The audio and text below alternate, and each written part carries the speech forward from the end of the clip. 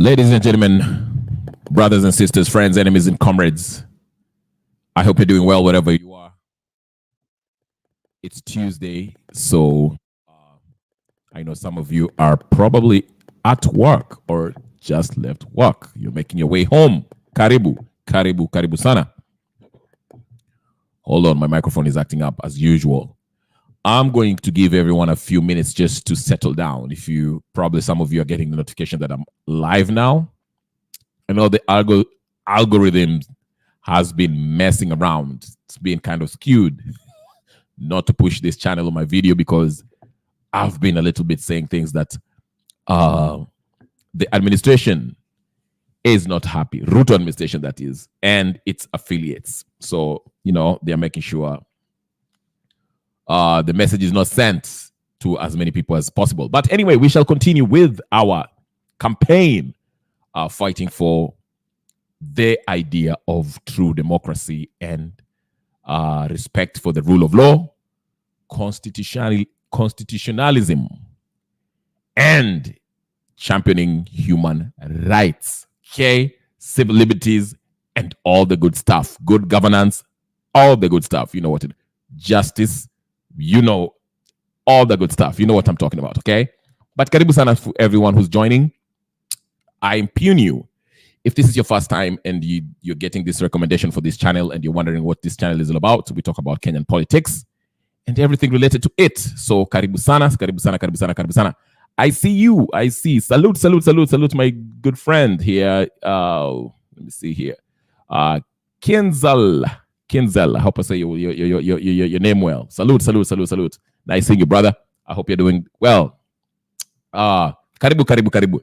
We are going to talk about myriad of, topics or problems that are facing us Kenyans and Africa at large.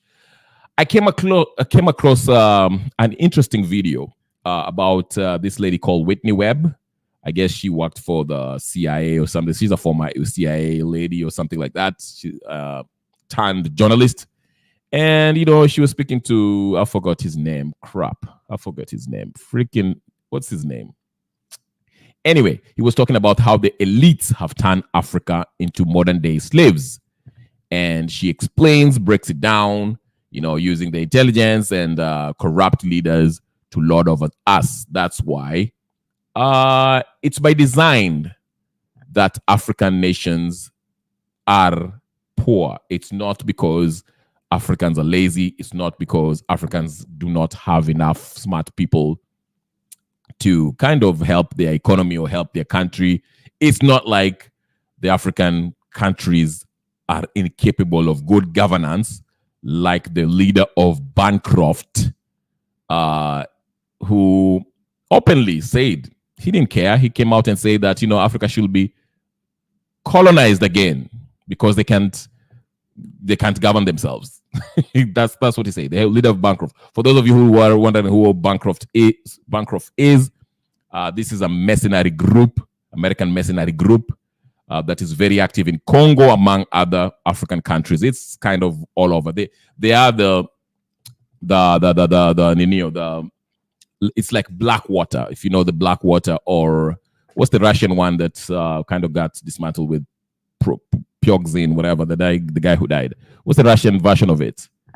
Crap, what's the name of it? It changed its name now. It's a totally Russian. It's a mercenary group. But anyway, just type Bancroft and you'll know what I'm talking about. It's a mercenary group, American mercenary group based in DC.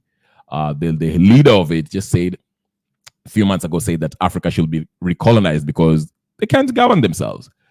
But again, it caused a lot of brouhaha. But the guy doesn't care. He makes billions and trillions probably from the resources that they extract from African countries, and also by protecting these corrupt leaders that they impose on us African people. So yeah, we'll get to that. Good morning, clean black sneakers. Nice seeing you. Yay. Nice seeing you. Nice seeing you, young lady. I'm glad to say. So we have a lot to cover. And I will start. I'm muted.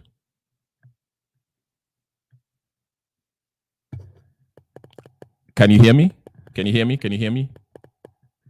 Am I audible? Oh, let's see. Hey. Well, how am I muted? What is going on? Hold on. Am I audible now? Okay.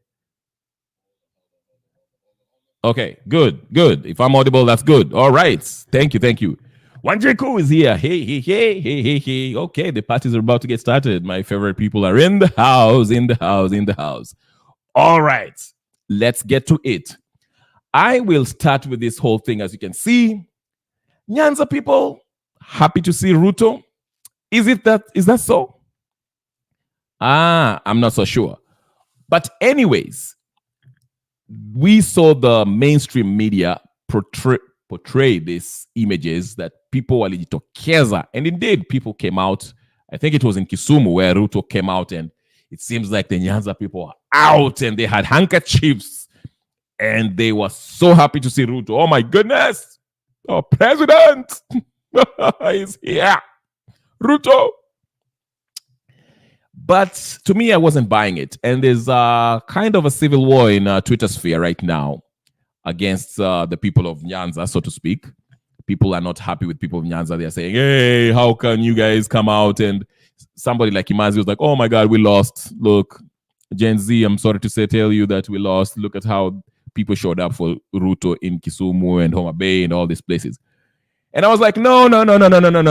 Do not be fooled. Do not be fooled by do not be fooled by the crowds. People will show up. Because guess what? Thank you very much. Clean Black Sneakers. Clean Black Sneakers is ahead of me. People were getting hired. Let me show you. Let me show you. There was a WhatsApp group that was actually recruiting people. They were telling people, hey, show up to meet the president or whatever the case is. You'll be given 500 shillings to show up and wave and shout and sing and shout. And right, you know the song. But yeah, they were paying people to show up, just like remember how they paid once Joho was made the CS and Ruto went to Mombasa. Remember how people showed up to receive Ruto in Mombasa? Same thing. It's the same playbook. So let me just show you that. Let me show you that really quick. Let's go to Miguna's page real fast so we can. I know some people are really. It's so silly. You know, we turn against each other over very silly things. We shouldn't. We should always, when you see something happen, be very, very analyze. Take a break and listen. Break down. Analyze what's happening. Take it in and break it down. See what's happening before you start, hey, you know what Nyanza, hey. No. Right. Karibu, Jepse Kona. Karibu Sana. With taxpayers' money. Well, I'm getting to that. But yeah, just a quick proof that these people are paid. Let me see. Let me see. There was a tweet that I was looking at by Miguna, which I found was very interesting in the comment section. Okay. Let me see. 80%. Okay. Here it is. All right. Let's just read it. Let me show you the video. As I come in, ladies and gentlemen, I didn't do my former. If you're just joining, ladies and gentlemen, and it's your first time here, this channel is about Kenyan politics and African politics in general as it relates to the world. And if it's your first time here, please go ahead and subscribe and like the video. If you're just getting in, like the video. Like. As I do this, let me show you. Let's get to this. I want to show you something that proves that these guys were actually paid 500, 200 shillings to show up to, washangilia the president. And I know the mainstream media, you see the power of media and images when people show up like that who have been paid, to come see the president.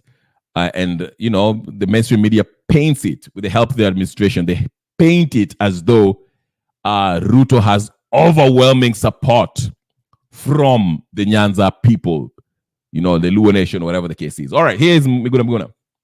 He wrote something. He wrote, the problem facing Luos and other Kenyans for the past 61 years is not due to the fact that they have not produced a president. It's because the present and previous presidents or administrations have perpetuated impunity, tribalism, sectarianism, plunder of public resources, and violations of human rights.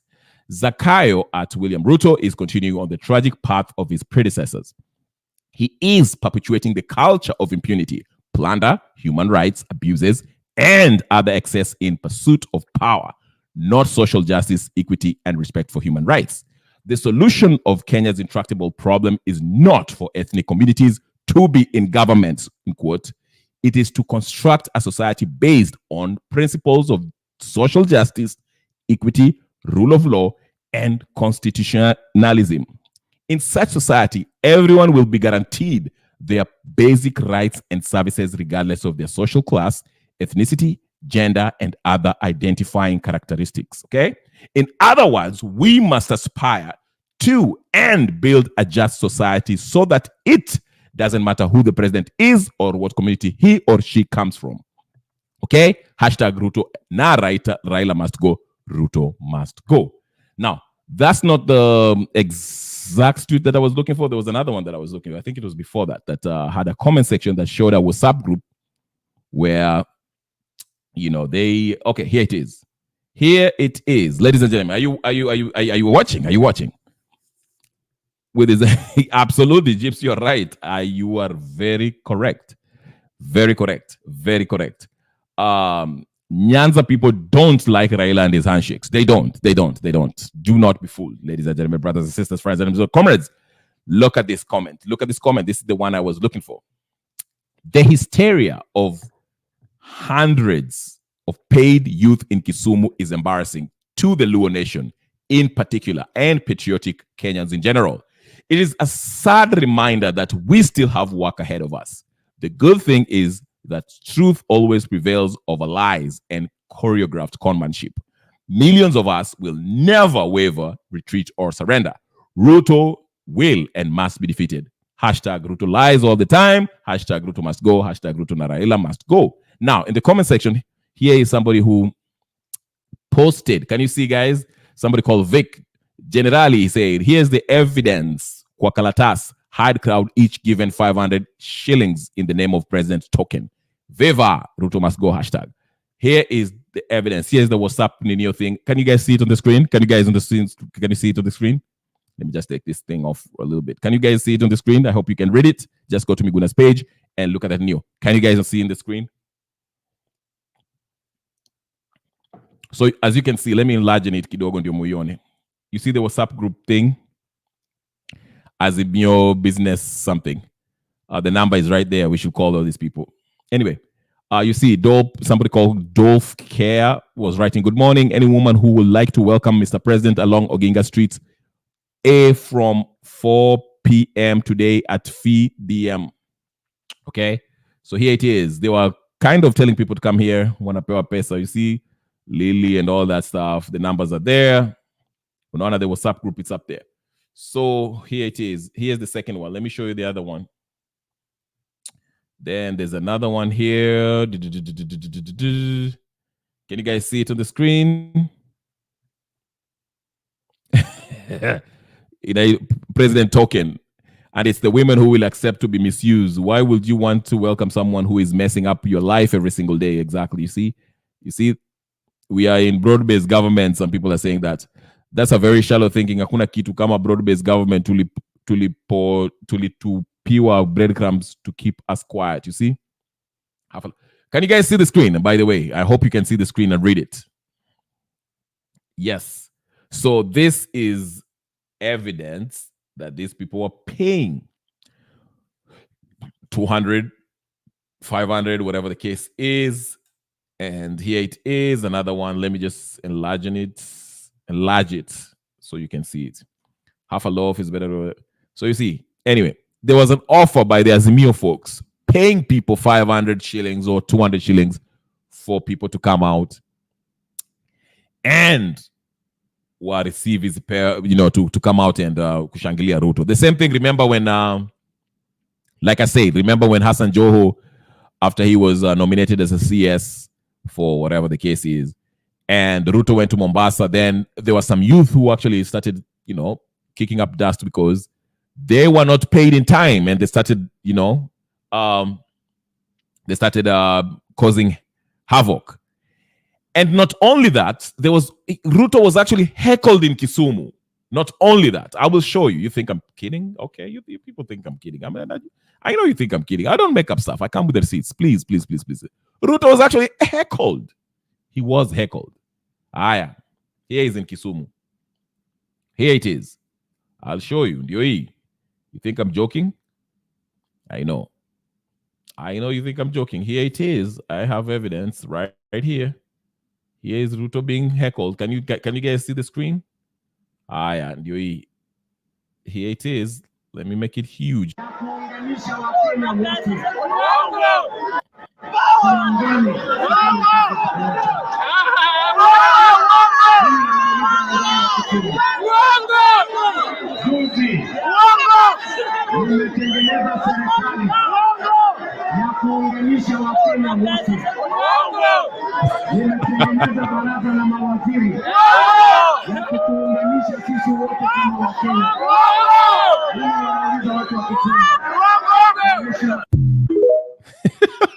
So when he was speaking, there are people who are screaming,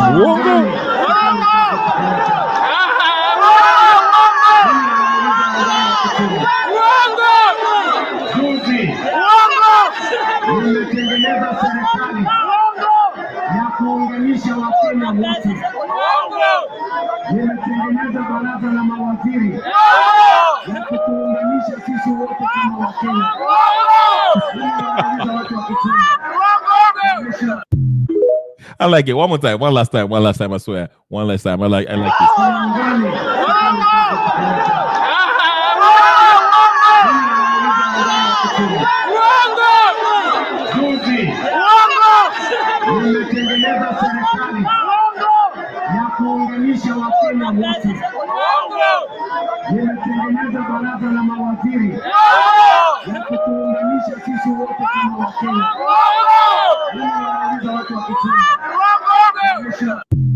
All right.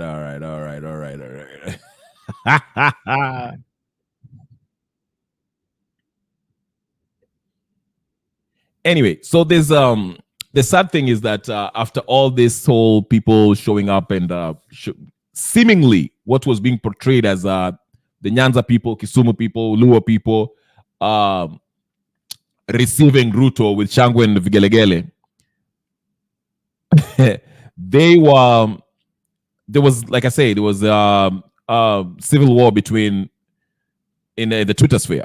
There are those who are accusing Nyanza people of, sucking up to Ruto, and the Luo bloggers were out there being defensive, saying, oh, you know what, Sisi Wendanga Mandama. It's so stupid. Listen, nobody in their right mind would vote for Ruto, even if we go to 2027. I believe he should be removed before we get to 2027. But nobody. This is all propaganda. These people do not, as you can see, they don't care about Ruto. They were paid to show up. Okay? I told you, they were paid to show up. And that's why they did, just like any part of Kenya. Whenever there's poverty and you have idle youth with no money, if you offer them 500 shillings to show up and clap whenever Ruto is talking, shoot. Why not? They don't have anything. They don't have any income. If somebody's paying you 500 shillings to go just to listen to Ruto's lies and receive money, they will do it. So this fight, Mambo are fighting on Twitter, and I think this is something that is really being, let me say, it's initiated by people who are pro-government because they want to create this division to make it seem like, okay, now everyone is against the Nyanza people because now the Nyanza people are the reception Ruto got from the Nyanza people seems to be a positive one. And it is done that by design because they want to, again, divide you along tribal lines. There's a guy who came over here who was trying to make it, we Nilots now are coming together. We are Nilots. Luos are Nilots. We are Kalenjin. We are Nilots. No. This is not about Nilots. This is not about tribe. This is not about all that nonsense. Ruto, Raila, all these people, they are rotten. They are corrupt. This has nothing to do with what language you speak. Now, do not be fooled by these people who came out there and they were clapping for Ruto when he was telling his lies. You saw how they were heckling him. These people do not care about Ruto. They don't care about William Samoei Ruto. Okay? They're not. This is propaganda. Nobody cares about Ruto. They know he's a liar. These bodies and whatever, these clowns that went to... Let me play Wajakoya had something to say about these folks. Something to say about these folks. I want to play Wajakoya, especially about this homecoming nonsense that has been going on. Like the video, ladies and gentlemen. Ladies, like the video. I'll come to your comments in a few seconds. Like the video. Tuendelee. Haya, hapo hivyo. Yeah, the laws of the country are there, and if in prison, taken to court, charged, and taken to prison, taken to court, charged, and taken to jail. With what? Charged with what? How do exercising you? Well, yeah, the laws of the country are there, and if let me put it this way, we have some amphibious bodies like ESCs. You find some of these people have been on radar. We read in the newspapers that some of these leaders have been called, they have cases to answer. Then tomorrow they're appointed. And then you never hear about ESCC again. And then they become ministers, and some of them make statements, very reckless and wicked statements. Oh, we didn't know. We were outside, is it Kenya Kwanza? We were outside. Now we are inside. It's so sweet. Jesus Christ. Which leader made that statement? You go and find out. I'm not here to now mention it's so that. Sweet. Inside. Yeah, we are now so sweet. And then they have this whole called homecoming parties. And I'm going to ban that whenever it was in our editorial tonight, because that's suckers. What is a homecoming party? When you left home. At homecoming. You left home, now we have to welcome you back home. You call civil servants to donate money for you. Mnaenda kucheka hapo sycophantly, like stupid fools. And then you are like, hey, really? Kenya is rotting to the core. Mnaenda kukula nyama nini na mnapewa bus fare. Those are the kind of leaders we want. And when Gen Zs are fighting these people, you suppress them. No. That's why I refuse to go to any of those people's homecoming parties. What? Criminals who have become ministers, who have now become gods, who are now being driven in gasoline cars, now making homecoming parties and saying our region has been blessed. Blessed by Jehovah who? Wanyonyi? Yes, Watongareni. But they're blessed. They have positions. They're celebrating their position. They're taking the flag back home. Yeah. The crooked crooks can always celebrate. If you look at some of them are married, they're even marrying mosquitoes, chameleons. What do you mean? Yeah. What do you mean? You profess to work under moral turpitude. You are a human being who is in this position of leadership. And what people see you of, every Sunday uko kwa church unaenda kufungua mdomo wako kupewa ile mkate na ile inaitwanga nini? Wine. Unaikunywa.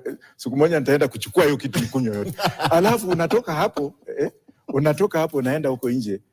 Tutembea na tumsichana, this is my first wife. There's nothing wrong. With having even 4, 5. First wife, second wife, third wife, fourth wife. Alafu sasa ukienda kwa county assemblies utakuta so many of those ones are there. Na mama mboga wako huko. Alafu you want to tell me that is a sitaenda kwao na sikunyi maji yao na siwaombi chochote. Wajakoya will stand firm on the Gen Z position.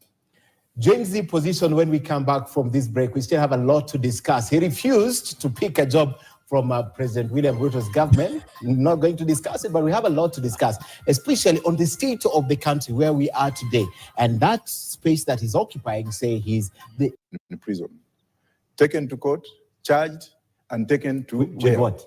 Charged with what? How do exercising you, well, yeah, the laws of the country are there. And if let me put it this way. We have some amphibious bodies like ESCs. You find some of these people have been on radar. We read in the newspapers that some of these leaders have been called, they have cases to answer. Then tomorrow they're appointed. And then you never hear about ESCC again. And then they become ministers, and some of them make statements, very reckless and wicked statements.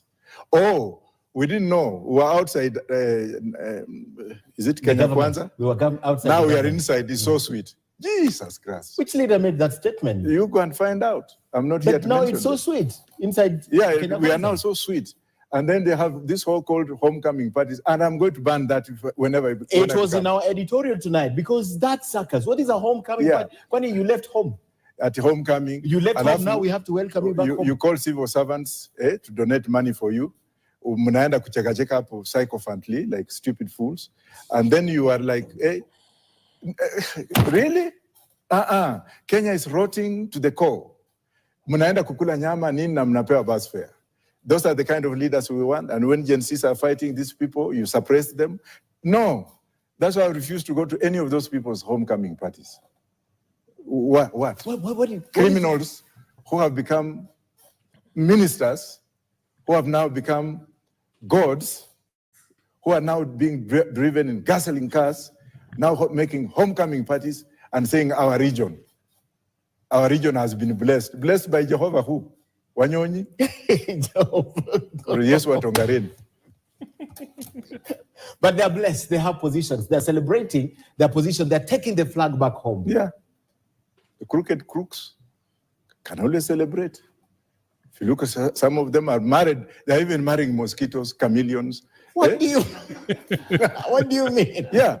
What do you mean? You profess to work under moral turpitude. You are a human being who is in this position of leadership. And what people see you of, every Sunday uko kwa church unaenda kufungua mdomo wako kupewa ile mkate na ile inaitwanga nini? Wine. Unaikunywa. Siku moja nitaenda kuchukua hiyo kitu nikunywe yote. Alafu unatoka hapo unaenda huko nje. Tutembea na tumsichana, this is my first wife. There's nothing wrong. With having even 4, 5. First wife, second wife, third wife, fourth wife. Alafu sasa ukienda kwa county assemblies utakuta so many of those ones are there. Na mama mboga wako huko. Alafu you want to tell me that is sitaenda kwao na sikunywi maji yao na siwaombi chochote. Wajakoya will stand firm on the Gen Z position.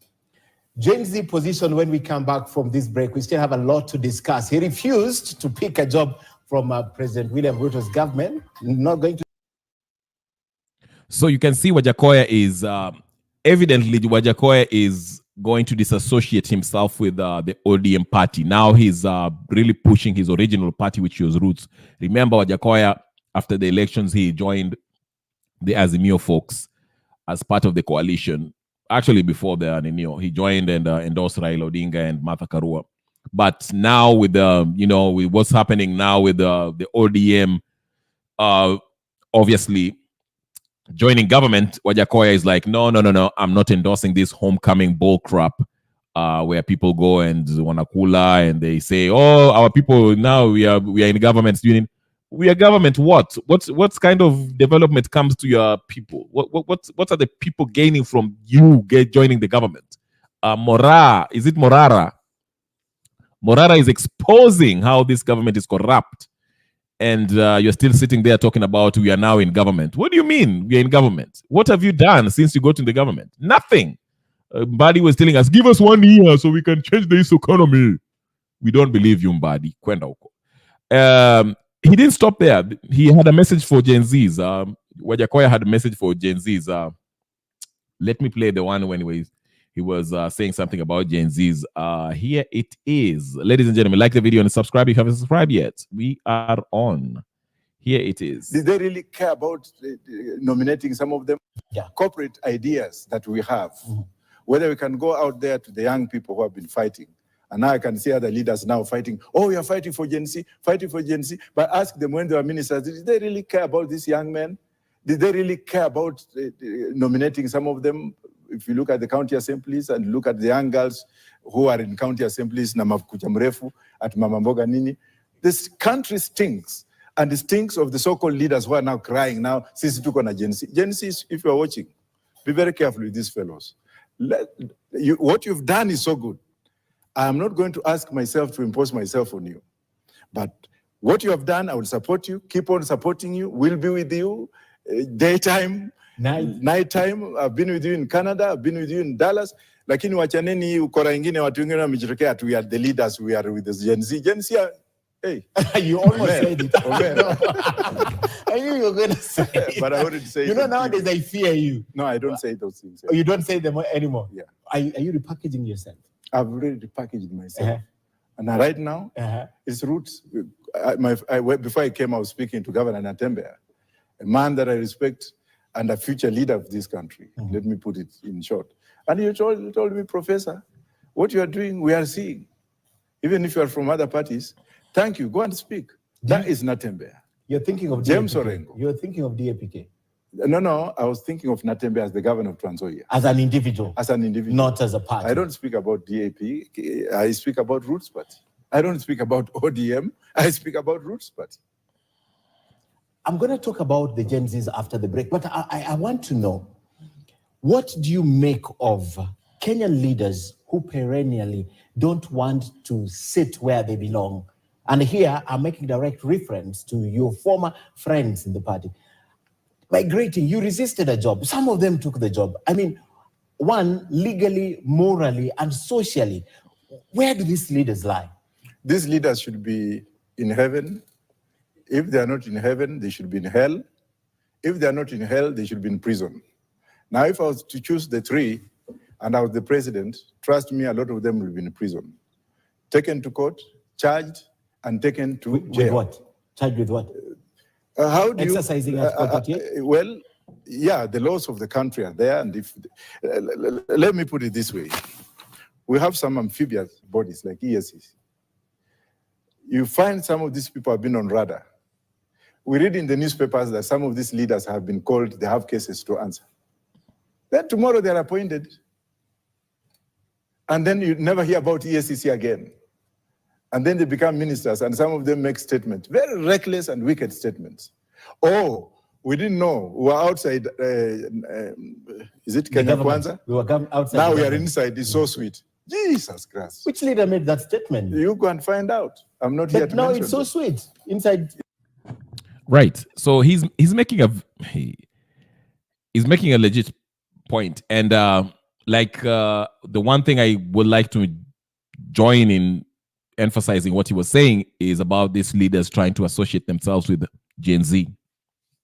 I explained this yesterday, and I think he was referring to Kalonzo Musyoka and all this Wamalwa that are now, Kalonzo Musyoka is trying to position himself as the official opposition.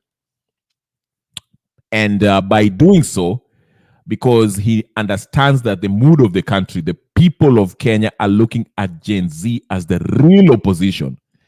They know that this political class are a bunch of opportunists.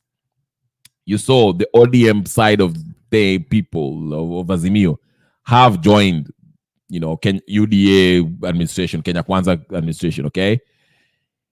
And now, like I said yesterday, and I'm going to continue with this, and I'll explain to you in a few minutes. I told you that once Kalonzo Musyoka met Meg Whitman yesterday, on Monday, on Tuesday, he was out in the streets having a press conference with Babu Owino and the rest of these corrupt people, talking about the official opposition. That's why I've been telling you, these people are playing us. This is something that has been planned. Now, if you've been following me, I want to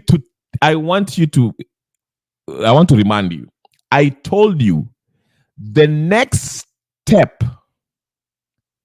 of what these people are planning, this political class, their next step was to do what? change the constitution. Change the constitution. You have to listen to what these people are saying. Listen to me. I will repeat this again. I want you to write it down. This is not a conspiracy theory. This is just facts. They've been telling you in your face and you don't pay attention. Nyinyi mna pay attention mambo ya sijui Mbadi amesema nini, sijui Gachagua and all this nonsense. I've been telling you, listen to what these people say. Raila in that funeral, not even, let's not even, before, let me walk you through this. Let me walk you through this. Like the video. Yes, Gypsy, I'm coming. Hey, Tulia. I'm getting there. Before, when Raila was signing that NADCO report, when Ichungwa took that NADCO report to that Capitol Hill, excuse me, Raila said, I agree with everything that's in here. Of course, he pretended that he wasn't happy with the fact that they didn't agree on the cost of living. Then he said, I agree with it, but some of the recommendation will require a constitutional change. Remember that. Then a few weeks after that, a week after that, what's his name? Opiyo Wandayi, before they went to US, Opiyo Wandayi came out and said, we are happy that now we are pushing for this IEBC amendment bill, which is first of 9 NADCO recommendation that needs to be implemented. Now, IEBC has become a law. Amendment bill has become an act now. It's a law. Now, today, Ruto has constituted a selection panel. Remember, the amendment bill, IEBC amendment bill, requires that the president now and also the Azimio folks will have a great say on who this select panel will be, who are in turn going to choose who? The IEBC commissioners. Today, go look at their news. I'll show you that in a second, okay? Then, I told you after that, they want to implement the next step of the NADCO report, which is what?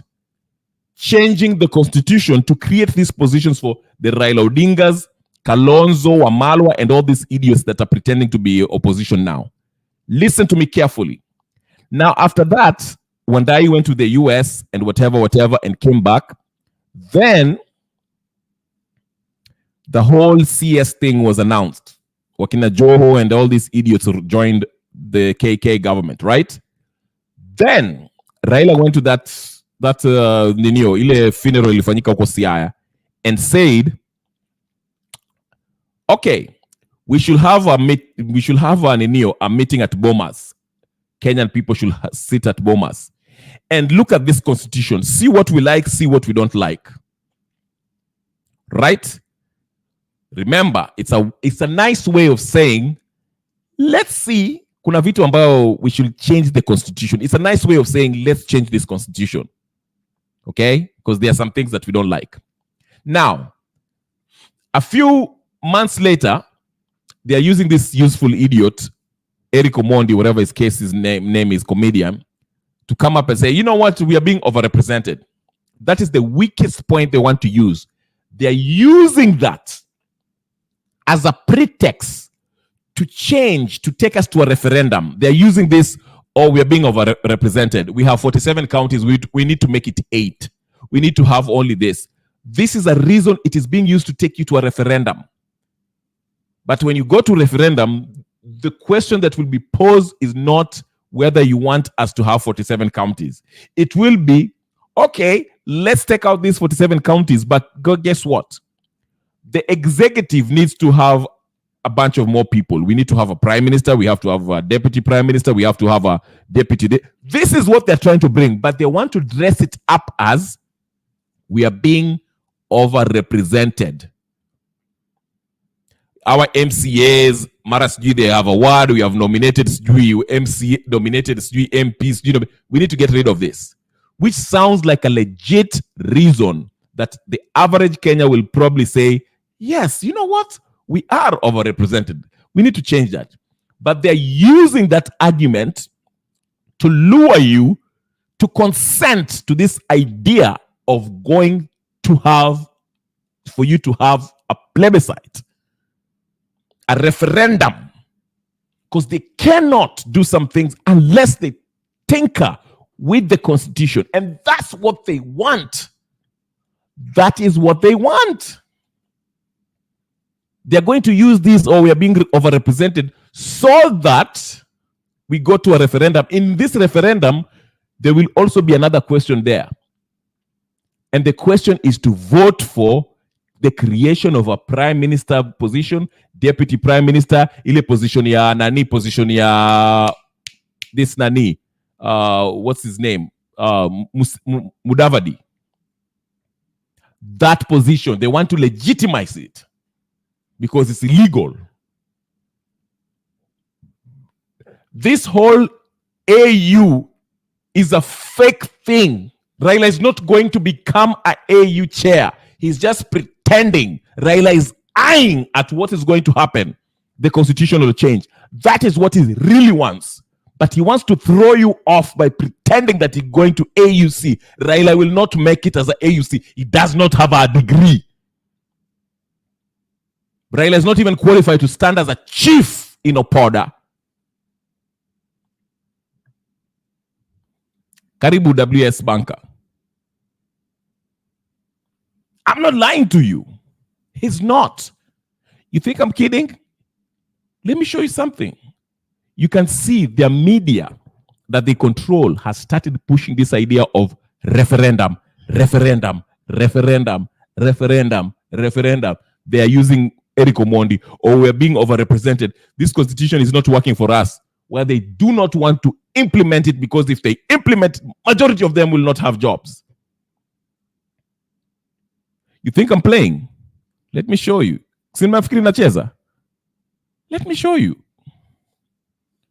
Sintuko hapa? We are here or not? Let me show you, Bas. Let me show you. Let me show you. Let me show you. Absolutely. KK Karibu. Let me show you. Raila is not going to AU. He knows it and is just pretending. It's just a freaking joke. It's a big freaking joke. And it's not even funny. Let me show you. There was news about it. Hold on. Let me show you this. Shoot. Where is it? I'm getting mad because I can't see it. And it was just here I saw it. I'm kuona kwa news. I'm kuona kwa news wakisema ati Raila now they want to talk about the new change. What's his name? Madenge or whatever. Was it Star newspaper that had that? Okay. Like the video, guys. Okay, here it is. Here it is. Here it is. Are you guys ready? All right. Angalieni.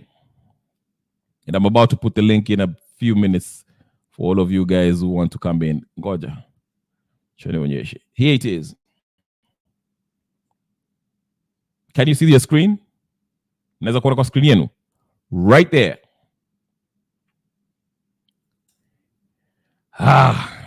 Kenyans must tell two thugs a resounding no. Let's protect the Katiba with our lives.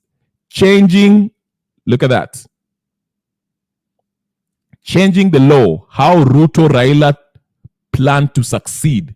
The law has yet to be fully implemented, but the clamor for amendment has gained momentum. There it is. Niliwambia, that is part of... Mimi mnaambia hizi ni madistraction. Gachagua, Raila going to AU, sijui watu wa Nyanza wameingia kwa serikali, Ruto is going to Kisumu, sijui vice president atataka kutolewa. These are distractions. NADCO inakuwa implemented. They've been wanting this since UN. They've been wanting this. Want to create position ya prime minister, Ruto will remain, ndio maana wanawaambia in 2027 Ruto will remain the president, Raila sijui the prime minister, deputy prime minister itakuwa Mudavadi sijui, alafu itakuwa Gachagua sijui atakuwa sijui deputy sijui nini, alafu sijui nani. All of these idiots will be in the parliament, what will be ninio, watakuwa kwa serikali. Nani Kalonzo Musyoka will be sijui whatever, minister of CS of sijui kuchanwa nywele, whatever the case is. That is what they're pushing for. Lakini ma distraction ni Raila anaenda AU, Raila anaenda AU. We all know Raila hana degree. Mtu anionyeshe degree yake ya nini, degree yake atuonyeshe hapa. We all know that. Let me show you. Raila haendi mahali. We all... Okay, wacha nionyeshe. Hata Charlie, this is silly. Let's listen to Ukuru Okoti. Hata Ukuru Okoti aliwaambia live this asubuhi. Like the video, ladies and gentlemen, brothers and sisters, friends and comrades. It's all about changing the constitution. But Raila anataka kujifanya ati yeye hako kwa hiyo party ya kuchange constitution. Sycophantic following. So Ruto, maybe in his wisdom or lack of it, decided that, for me to sit comfortable, I need to bring in Raila Amolo Odinga, because Raila Amolo Odinga has sycophantic following. So let me bring him so that, and by the way, he's not being honest to Raila, because Raila will not get the AUC position. Why? But William Ruto will say, oh, simuliona mimi nilijaribu. Unajua tulipanga kupeleka mzee almost sound like a basa. So mnajua ama namna gani my friends? Mnajua tulipanga. So you think he will not get the AUCC? Lakini sio mimi nilikata. So and that will be his argument, man. So you think Raila will not get the AUCC? No, he won't. He's not even qualified. Okay. Look at the qualifications. For you to be a chair of VAC, I know it is a designated position, for the Eastern African region. Yes. Yeah, it is East African region, but in terms of qualification, it doesn't. The Djibouti guy will beat Raila, and let me tell you, I'm making a political prophecy, and I hope you can invite me when the election is done. It won't happen. Baba Taoshwa. In fact, as he say in the Luo, they will nango Baba. Okay, everything goes up. Yes, I want us to shift into the. I know most of you will be celebrating ati Baba hajaenda EU akishindwa. AU, sorry. But it's designed to do that. The real thing that Baba what let me ask you this. Okay, let's reason out. Let's reason kidogo. To reason, sawa? Let's reason. Hapa we look at politics deeply ndani ama namna gani? This is not political science 101 for just those of you who go to college in US, whatever. This is not political science 101. Listen to me. Why would listen to this. I want to pose a question. Listen to me carefully, and I want you guys to answer me on the chat. Why would Raila Odinga sign on the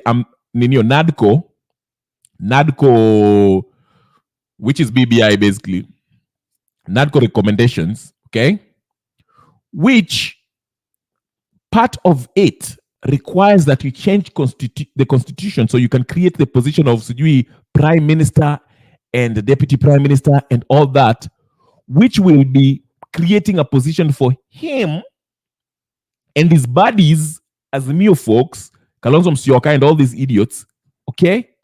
Why will he sign on to that, then head to AU to become the AU chairperson? Why would he do that? I'll ask again. Let me ask you again. You think Raila is selfless? He will sign a recommendation for the Constitution of Kenya to be changed in order for him to have a political position as far as like the prime ministerial position. He will sign and get people to rally around that idea. If what you were in, and you think he will go to AU. No. This AU thing is a distraction. Anyone that looks at it knows that Raila Odinga is not qualified. Hana degree. Hana.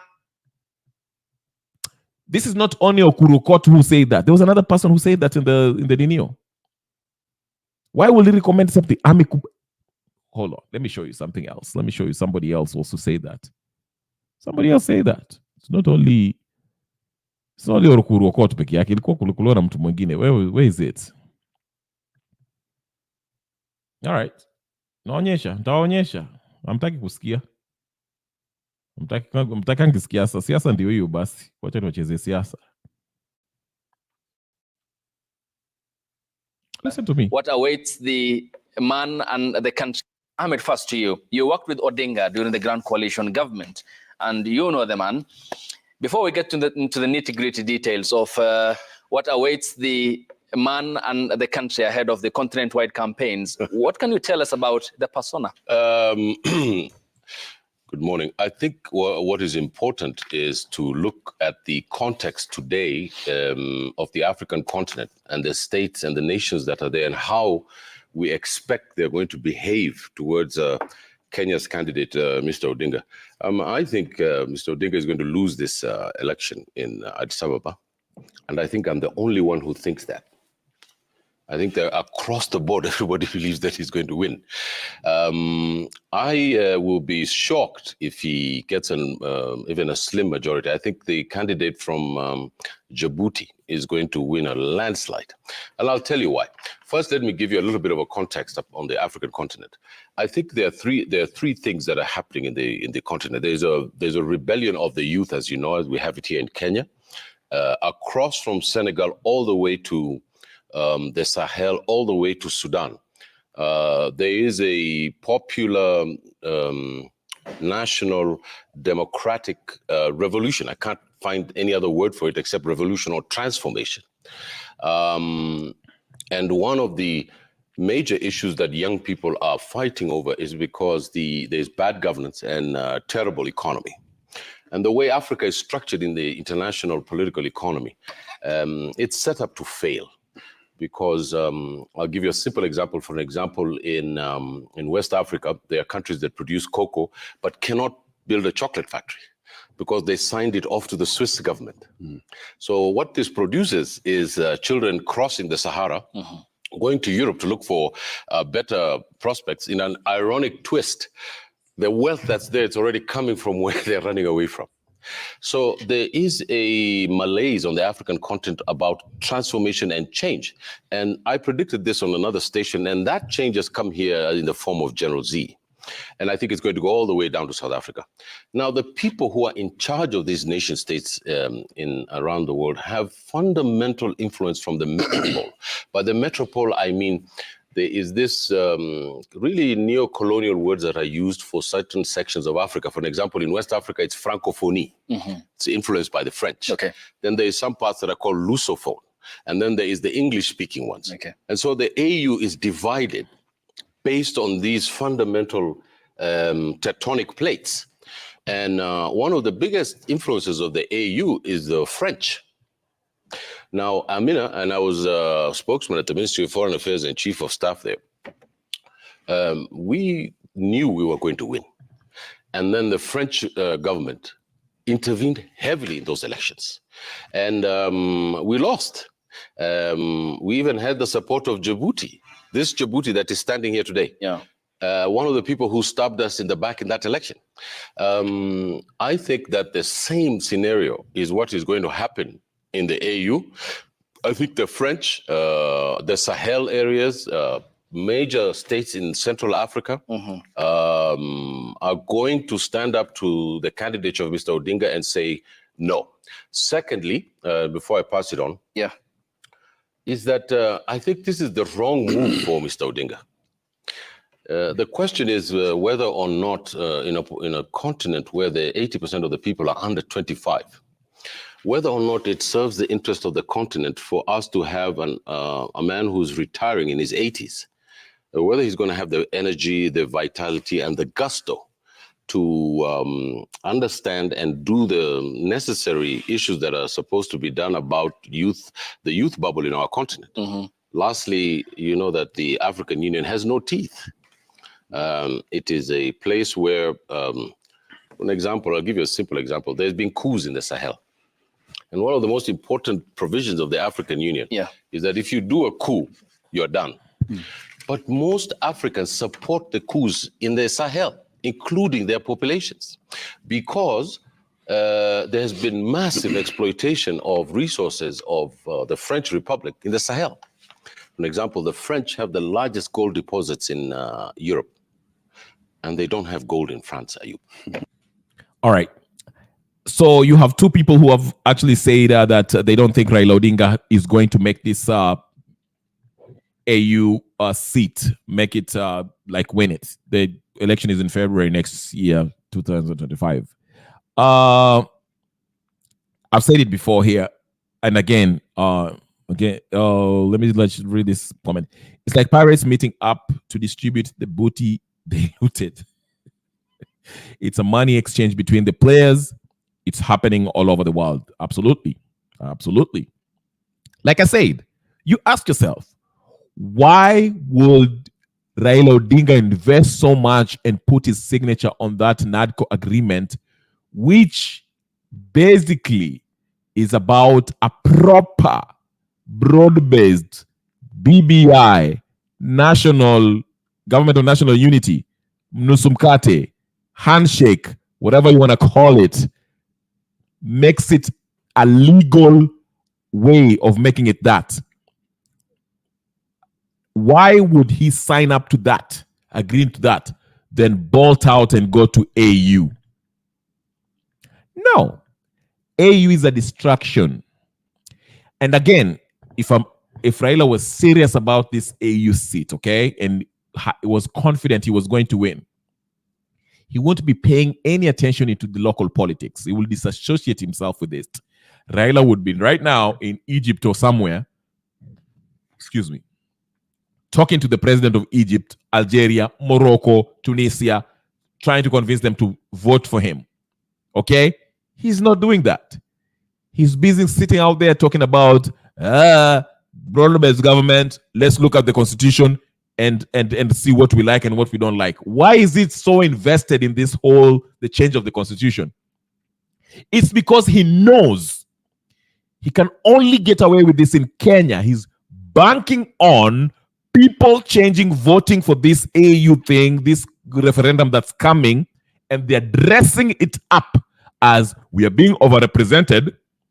So let's change some things. Let's get rid of this MCAs. Let's get rid of this 47 counties. Let's go and, in fact, let's just create more seats in the executive branch, the prime ministerial part, this to create positions for Musalia Mudavadi, Wamalwa, Kalonzo Musyoka, and all this. Meanwhile, Musyoka knows this is about to happen. That's why he's pretending he's want to be the official opposition. You saw him meet with Meg Whitman. They are planning for this. It's coming. They want this to know.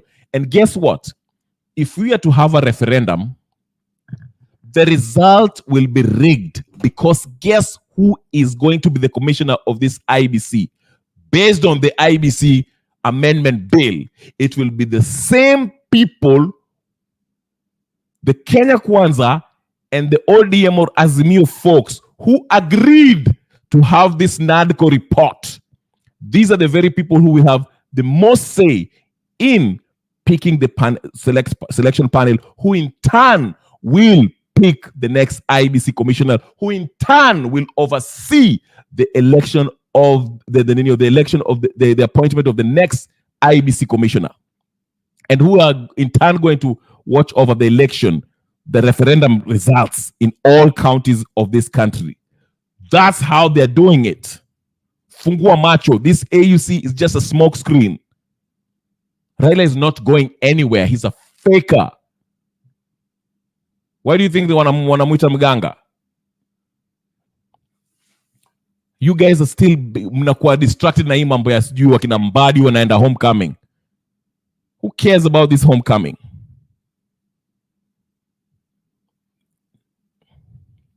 These are colonial puppets. Shall we get to it?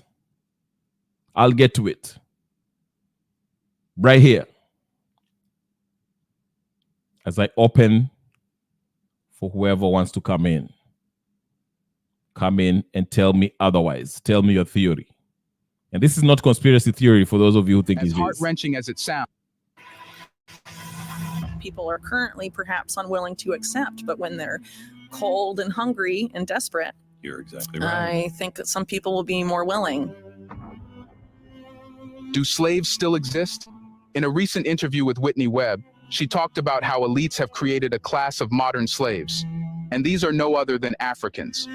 As heart-wrenching as it sounds, the West is still having control over African nations in a way that doesn't look like a slave-master relationship.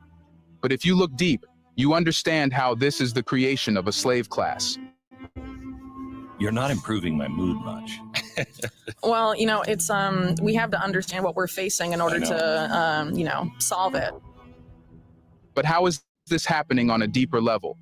Who is responsible? Let's find out.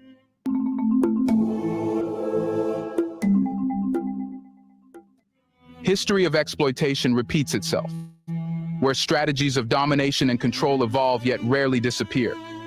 In the modern era, a new form of enslavement is appearing, specifically targeting Black Africans. This insidious process leverages historical exploitation, economic dependency, technological surveillance, and socio-political manipulation. Despite the end of colonial rule, many African nations remain trapped in cycles of dependency and exploitation. Elites utilize various methods to perpetuate these cycles, ensuring that Black Africans remain subservient and deprived of true autonomy and prosperity. In my idealistic years of thinking about America, I thought, well, we did some bad things, yes, and I'm not talking about slavery or anything else. I'm talking about things we did in war, but we had, you know, we really didn't want to do those things. I'm not sure if any of that is true. Are the people involved in this stuff, do they recognize at all that this is evil, or is this just business? Well, I think when you're talking about intelligence agencies, there's hierarchies. So there's like people maybe low in different levels that may think what they're doing is right and advancing American interests. But then there's people at the top that aren't necessarily like that, and it's about advancing their own interests. But how did modern exploitation become possible in Africa?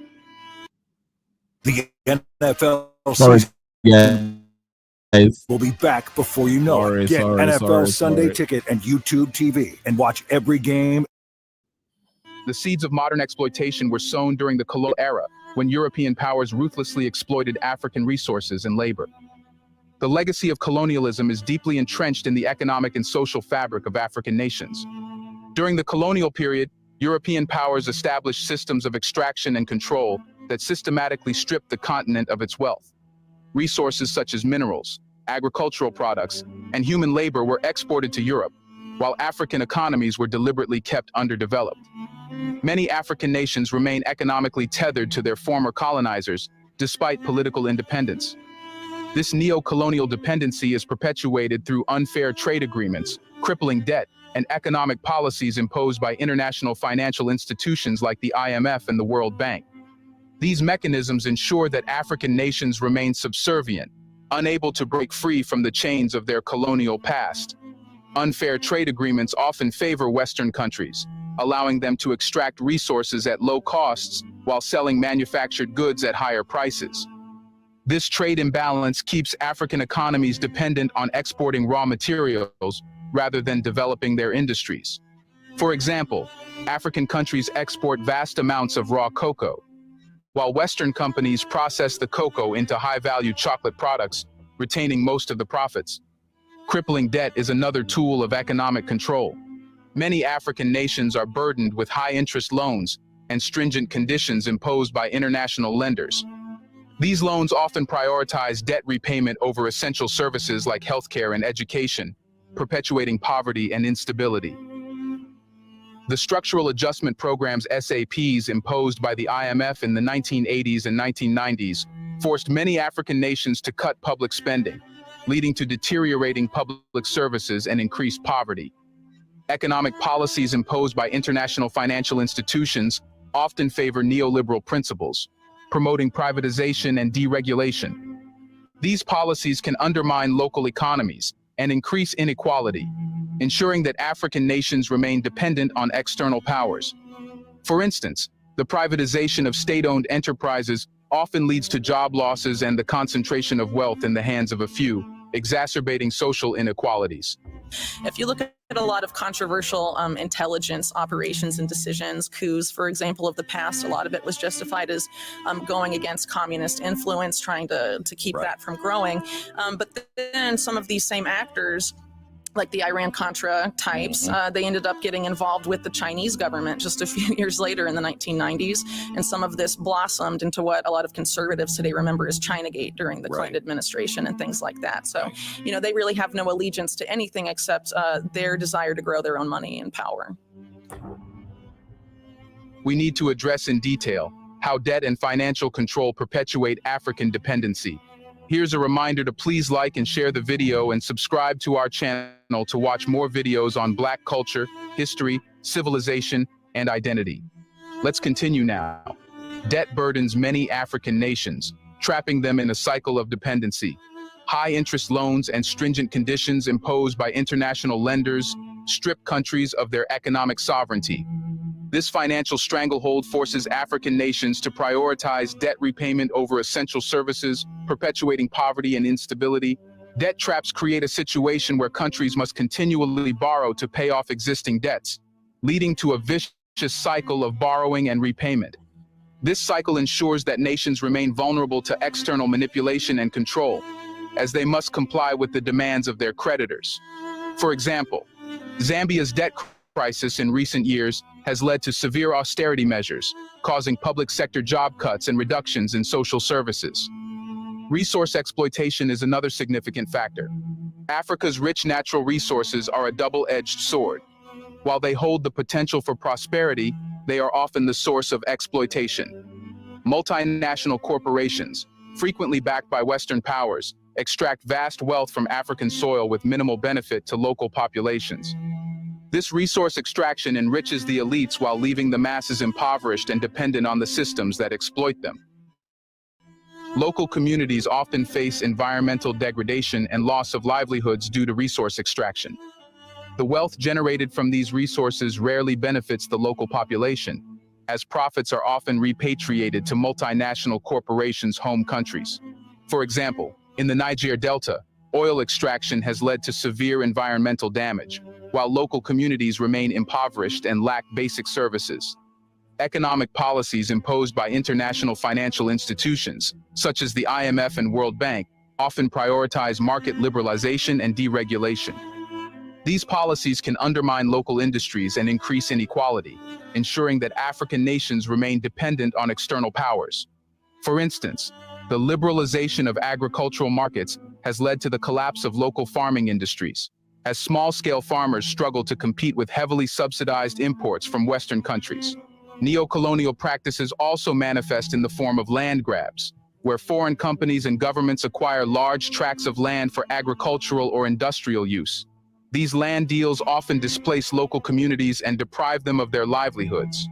In countries like Ethiopia and Mozambique, large-scale land acquisitions by foreign investors have led to conflicts and displacement of rural populations.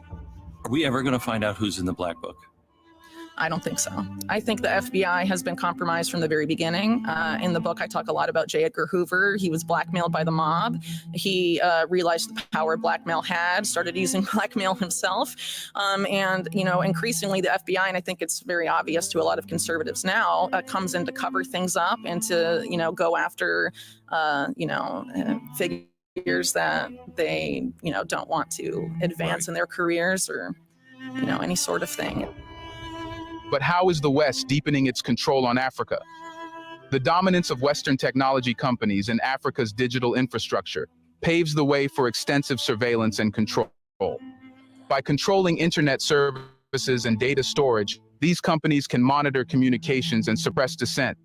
This digital colonialism ensures that any resistance to external control is swiftly identified and neutralized, further entrenching the power of the elites. Biometric identification systems and AI-driven surveillance technologies are being implemented under the guise of improving security and service delivery. However, These technologies can be exploited to monitor and control populations. Political opponents, activists, and dissenters can be easily targeted, silencing resistance and ensuring compliance with the interests of the elites. Digital colonialism extends to the control of social media platforms and online content. By manipulating algorithms and censoring dissenting voices, elites can shape public perception and maintain control over the narrative. For example, social media platforms like Facebook and Twitter have been accused of censoring content critical of Western policies or exposing human rights abuses in Africa. Surveillance technologies, such as facial recognition and biometric databases, are increasingly used by African governments with support from Western and Chinese companies. These technologies, ostensibly introduced to improve public safety, can be used to track and suppress political opposition and social movements. In countries like Zimbabwe and Uganda, biometric voter registration systems have been criticized for disenfranchising opposition supporters and manipulating electoral outcomes. The integration of AI-driven surveillance systems allows for more sophisticated monitoring of populations. These systems can analyze vast amounts of data to identify and predict social unrest. However, the use of such technologies raises significant concerns about privacy and human rights. In Ethiopia, the government's use of surveillance technology to monitor political opponents and activists has been widely documented. Western technology companies also play a crucial role in shaping Africa's digital economy. By providing essential services like internet access and cloud storage, these companies gain significant control over the continent's data.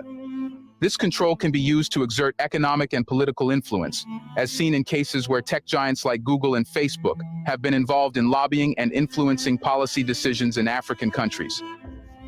It's How much crazy.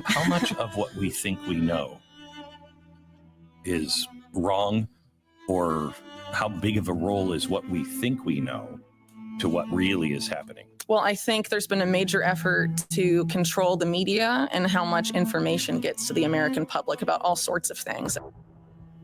How do controlled narratives and media manipulation reinforce external control? The media, both local and international, is a powerful tool for shaping public perception.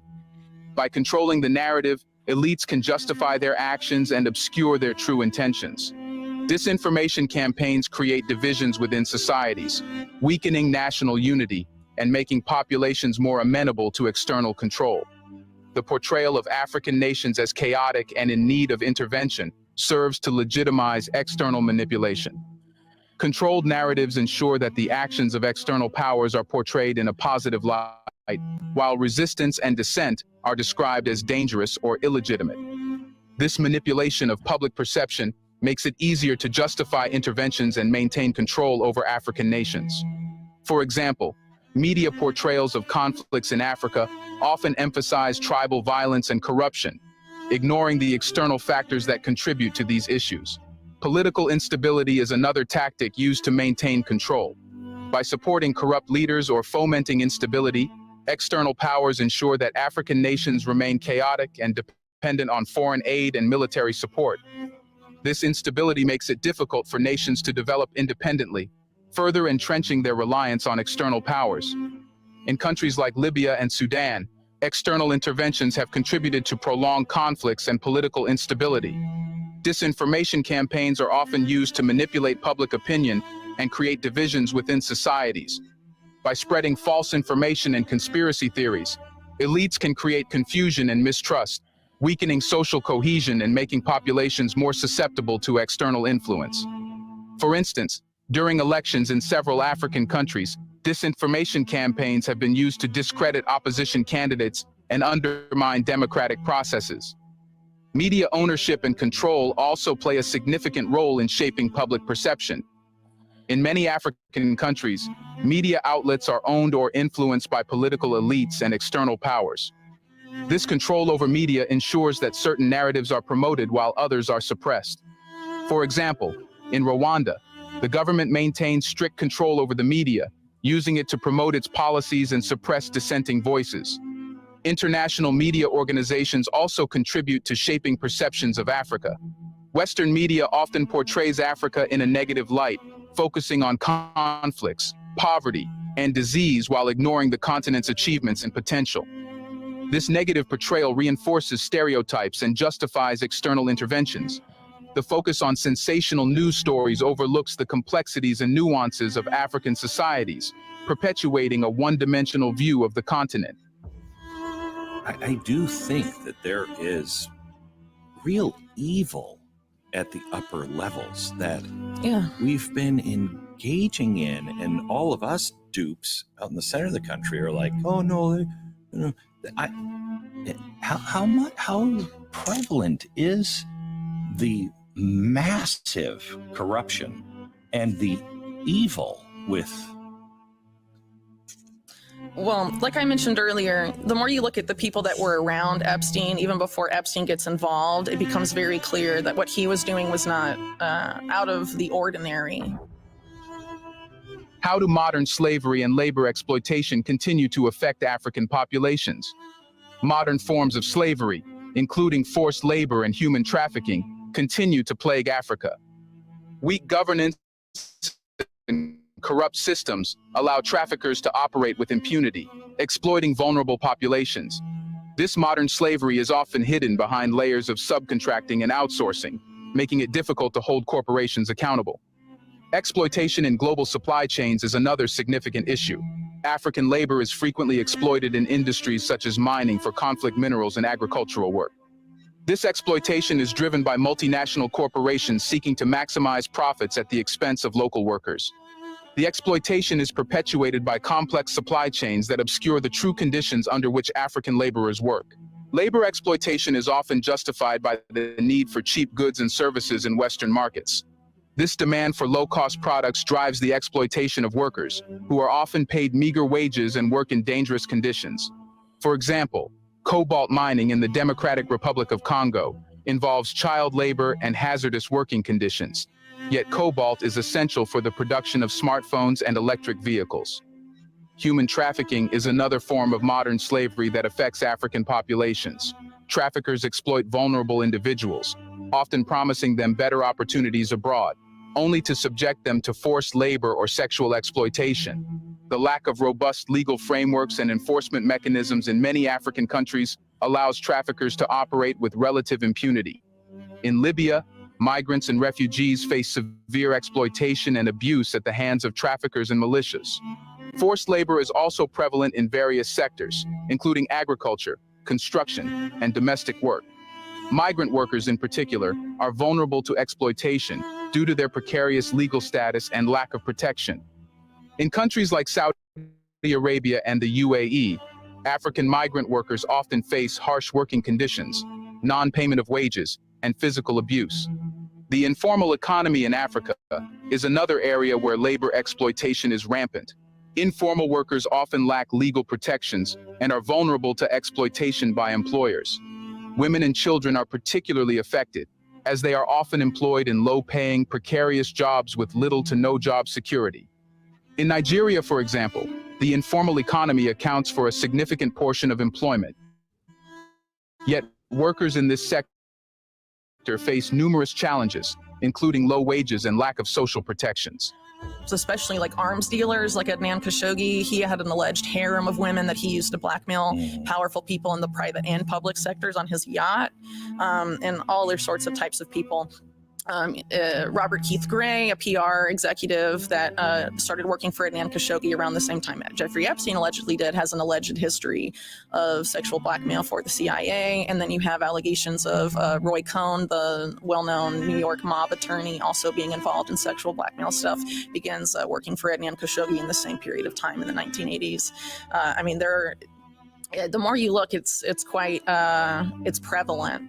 But, you know, how prevalent it is, I can't really say, but it definitely does influence our politics, and that's disturbing. Beyond labor exploitation, sociocultural manipulation further entrenches dependency and control. So, how does sociocultural manipulation maintain control over African populations? Sociocultural manipulation involves the deliberate shaping of cultural and social norms to maintain control over populations.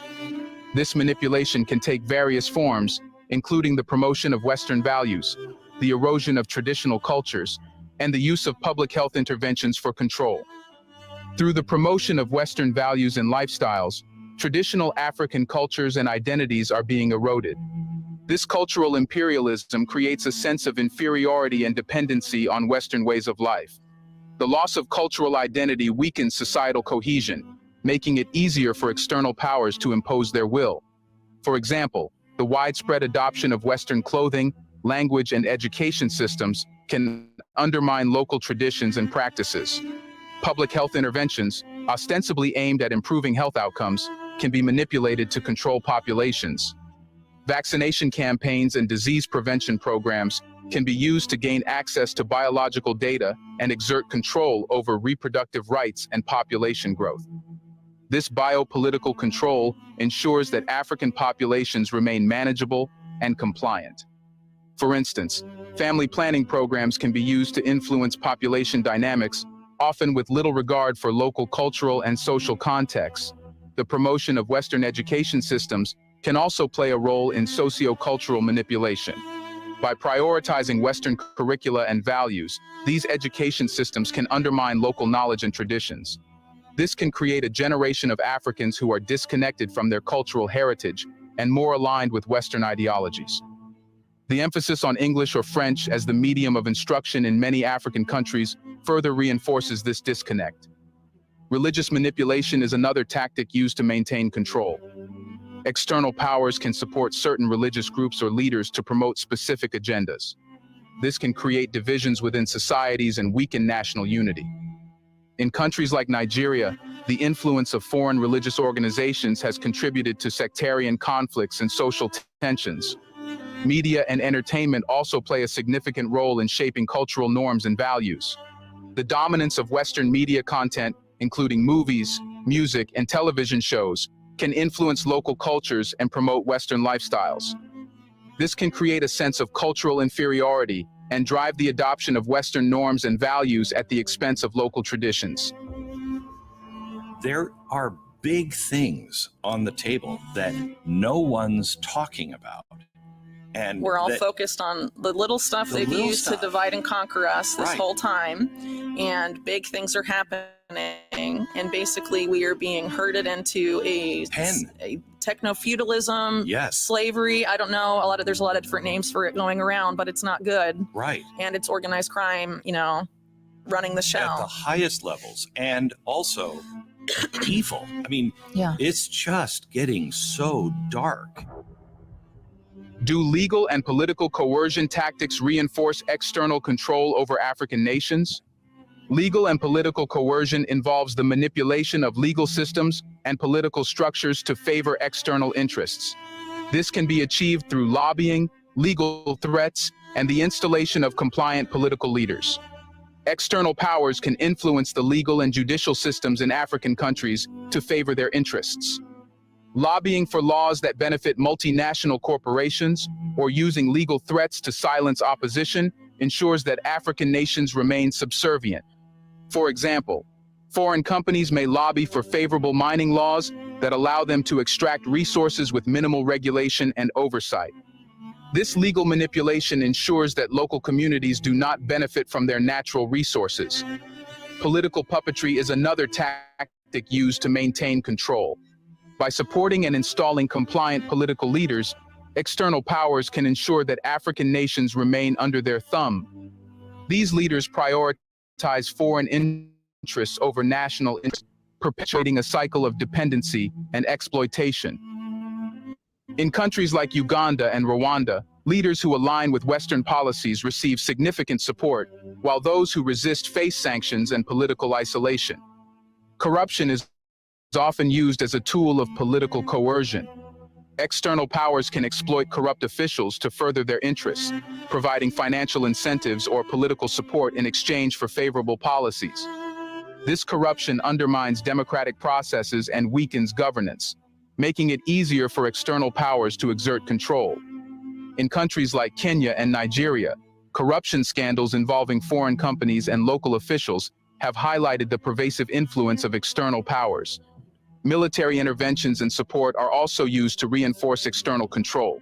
By providing military aid and training to African governments, external powers can influence domestic security policies and maintain strategic alliances. This military support can be used to suppress dissent and opposition, ensuring that compliant regimes remain in power. In countries like Mali and Somalia, foreign military interventions have shaped local security dynamics and influenced political outcomes. Legal frameworks and international agreements can also be used to exert control. Trade agreements, investment treaties, and bilateral agreements often include provisions that favor external powers and limit the sovereignty of African nations. These agreements can impose restrictions on local industries, prioritize foreign investors, and limit the ability of governments to regulate their economies. For example, investment treaties often include clauses that allow foreign companies to sue governments for policies that affect their profits, undermining national sovereignty. You know, a lot of us are sort of fed this, you know, when we're in school and stuff, sort of this naive, I guess you could call it a fairy tale version of history where there's no corruption, everything's fine. The mob disappeared decades ago, nothing to see here, but that's not the real history of this country. But what strategies can African nations adopt to resist external control and empower their populations? Resisting external control and empowering African populations requires a multifaceted approach that addresses the root causes of dependency and exploitation.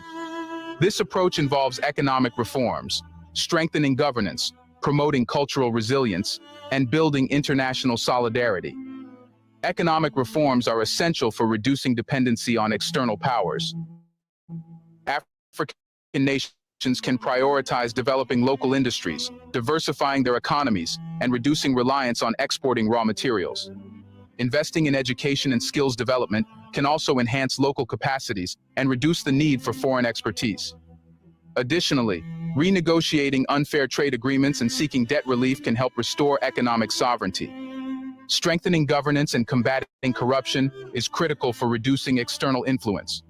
Transparent and accountable institutions can prevent the exploitation of resources and ensure that public funds are used for the benefit of the population.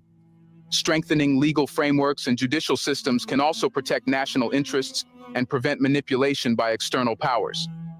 Promoting cultural resilience involves preserving and revitalizing traditional cultures and values.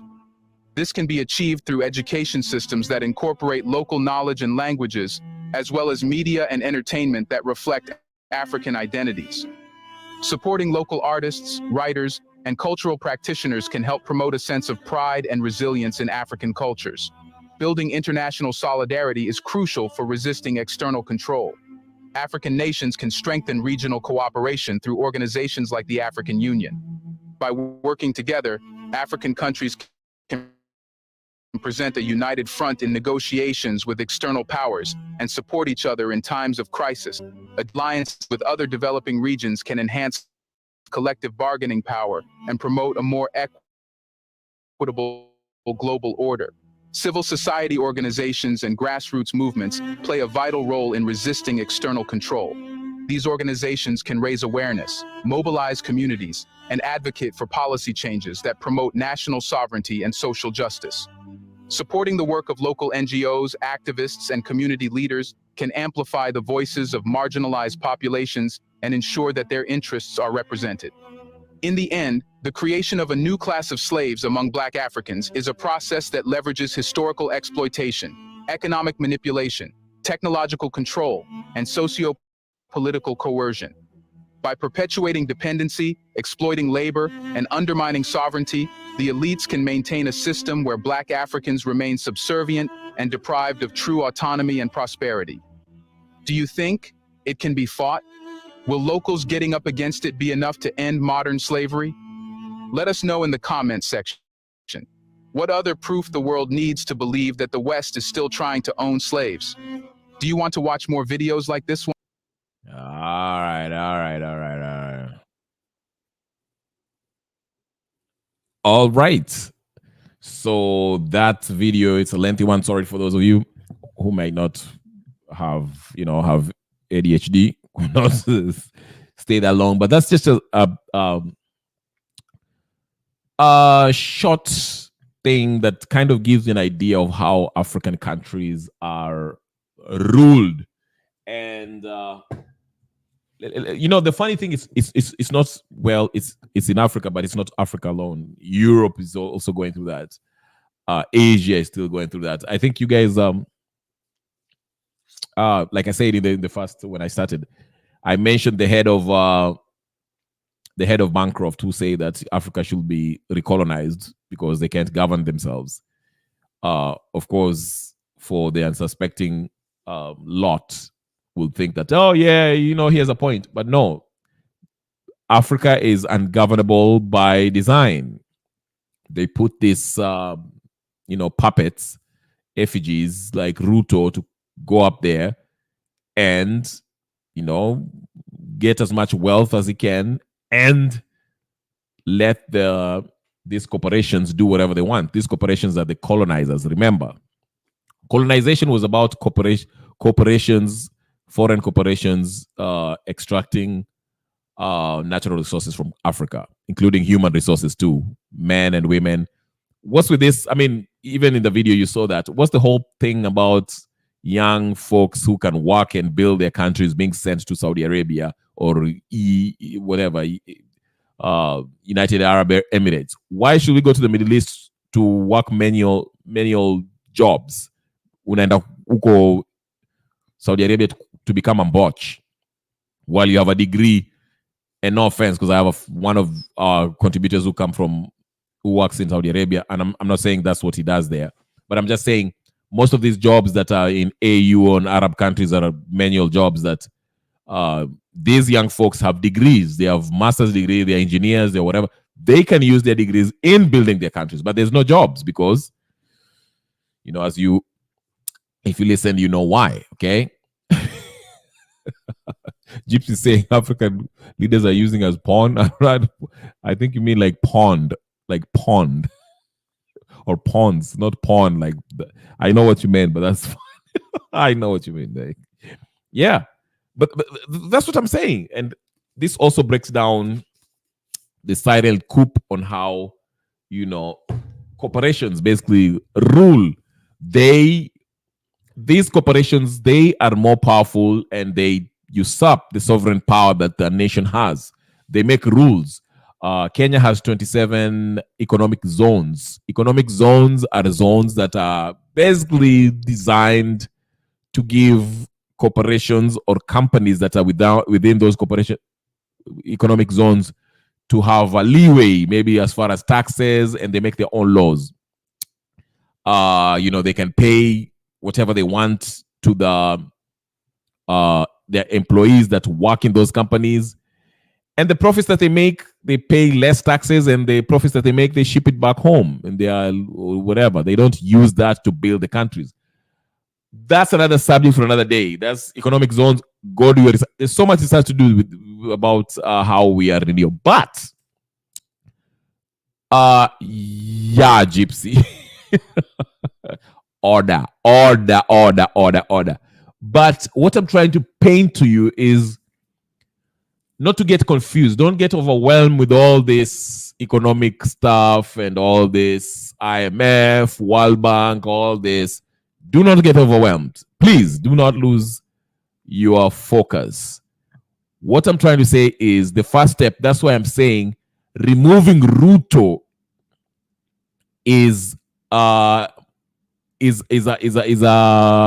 whatever, is more important. It's something that we need to do fast. Let's not maintain this whole atitungoje 2027. Even Meg Whitman was like, I know you guys have a constitution every 5 years. You have like, no. Every 5 years now, ameshaweka watu wao kwa IBC. You saw the IBC amendment bill. So when it comes to 2027, they will rig it, then watakuwa mtadu. Na mkienda kwa sisi mtachapwa bunduki. So let's get rid of Ruto now. 2027 hakuna mambo ya 2027. Ukisikia mtu anasema mambo ya 2027 is a faker. Ni mtu anajaribu kuwadanganya. Ndio maana naambia do not buy into that. Do not. Anyway, anyone who wants to get in, I'll be here for the next 30 minutes. Mtaka renew. Let me see if anyone can come in. Mkitaka kutoa whatever is in the kifua, there is an Eneo. If you want to say whatever, if you have something you have to share about what has been said, and anything new that you want to add on, ingia unieleze. There's the link. So yeah, I want to play what happened in Nyayo House a few years ago. I saw this, whatever that happened in Nyayo House. This was Moi era stuff that was happening. Anyway, let me not play that. I'll play that later. That's not for today. I wanted to play it, but I won't play it. But I just wanted to focus on what's happening regarding this whole Tuache's Twitter sphere wars, especially between Gen Z or other groups or whatever. The focus should be, let's remove Ruto. If you hear any leader, so-called leader, or anyone of any influence talking about tungoja mpaka 2027, don't pay attention. Even them, they're not waiting for 2027. Wanataka kuchange the constitution before 2027. They want to change it next year or before the end of this year. So do not be fooled by these people. Don't for even 1 second be fooled by these people. Hao watu wanapanga mambo yao. Nyinyi kama mtaki kupay attention, ni shauri yenu. It's up to mtalialia hapa mseme if you're being fooled that sijui tuko kwa government, you're not in government, right? Do their bullying. Simbo, mgomo itaendelea. Simbo, mgomo itaendelea. Simbo, mgomo itaendelea. Rahisi sana, mgomo itaendelea kama hawataki. They can do their bullying. And we can do our ways to bowl them out. You do bullying, we bowl you out.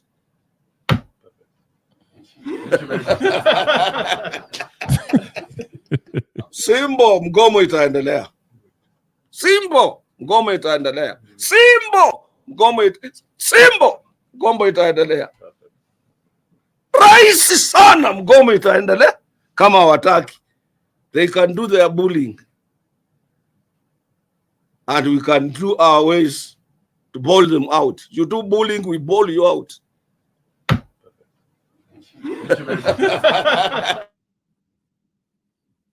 Oh.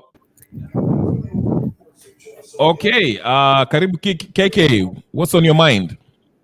Asante sana. Hello to everybody. It's very stressful. When you think about what is happening in our country, in Africa in general, it's very depressing. Sometimes you wake up feeling hopeful. The following day you feel like, oh shit, we're done. But I think when unasema the goal has to be Ruto has to go. Na kila mtu ni lazima aende. I think what we should be watching out for is what they're doing.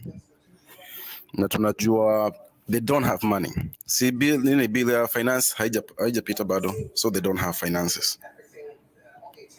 Yeah, I think they can collect it kwa sababu wali-suspend ile ninio.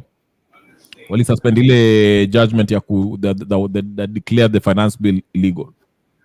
Because okay, the 2023-2024 finance bill wali-reject, sindio? So yes. Once it was rejected, they had to naturally by default wanarudi kwa ile ya 2023-2022, the previous one, okay? And the previous one was actually ruled to be unconstitutional. And that's what Mbadi alienda akafile akaeka appeal. And okay, mtoto alisema ati ata ninio, he will fight that so that they maintain the neo. But while it's on Ninio, while it's the Ninio wameka inaitwaje, stay on that ruling, whatever the case is, they can, I think from my understanding, they can still collect the Ninio. They can still collect taxes for now. Yeah. But I think unasema wametumia most of the money whatever they have borrowed, whatever they wanted to borrow, wameshaitumia. Right. So I think that's a trick now. Juu wamesha promise kila mtu sijui utaongezwa mshahara nini. Eventually that will catch up to them somehow. Juu even if IMF try to lend them money, it's already illegal and they know that. They know the legality of that. There's wakakopesha watu pesa, wakatai kulipa, they know their money is gone. Even if they can get it through the mining stuff. But legally, they can be able to get the money back. So I think the pressure of the civil servants kind of is a good avenue. The other part I'm concerned about the judiciary system. I think it has failed for a long time. And I think that's a kind of a weak link. Unajua, sometimes mtu anafanya something illegal, wanaitikia bado. Na unajua, it's legally it's wrong. And they still let it pass. So I think we have to look at the avenues of pressuring the judiciary itself to function, to use the laws. Mm-hmm. Yeah, you're right. You're right. Because unaona walimu ndio hao, they are not happy about what's happening when wako nje. Judiciary, we know they are faulty. They are corrupt. Because when the pressure comes down to it, you know, they'll fold. Ndio maana anasema it's very important to Ruto. Kwa sababu Ruto is the catalyst ya hii upuzi yote. Okay? Mm-hmm. He's influencing the National Assembly and is also influencing the judiciary. Okay? Mm-hmm. Now, what I suspect is happening in Kenya, vile hii pesa haiko, hata kama hawana do, hao watu, you know, they don't in fact, there was one leader of this teachers movement, I think in Kisii or somewhere, alisema, I think in Garissa or Kisii, alisema the president doesn't care about the constitution, he doesn't care about court orders. Hata court ikisema Ruto you cannot collect taxes, he will still collect it. He doesn't care anymore. Ujamaa, he doesn't care.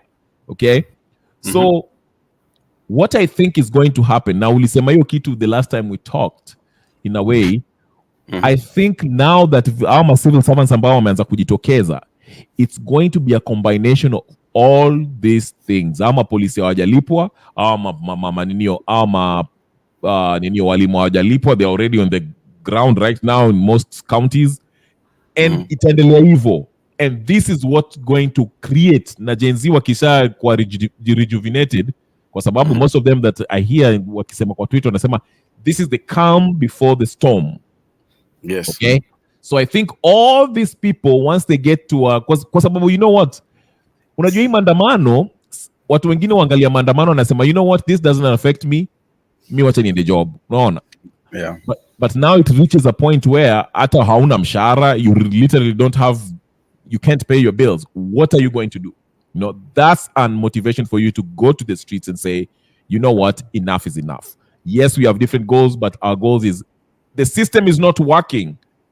It's either we change. So here's the challenge. Mm-hmm. Is it our totenda mandamano? Are they going to be okay with the system being fixed kidogo kidogo, Ruto atupie kamfupa hivi wakule? Or are they going to be in unison saying Ruto must go? It's not even about the system anymore. Ruto ishia. Wewe umeshindwa kugovern. That's the challenge. I think you just pointed where the issue, what I mean, may notice.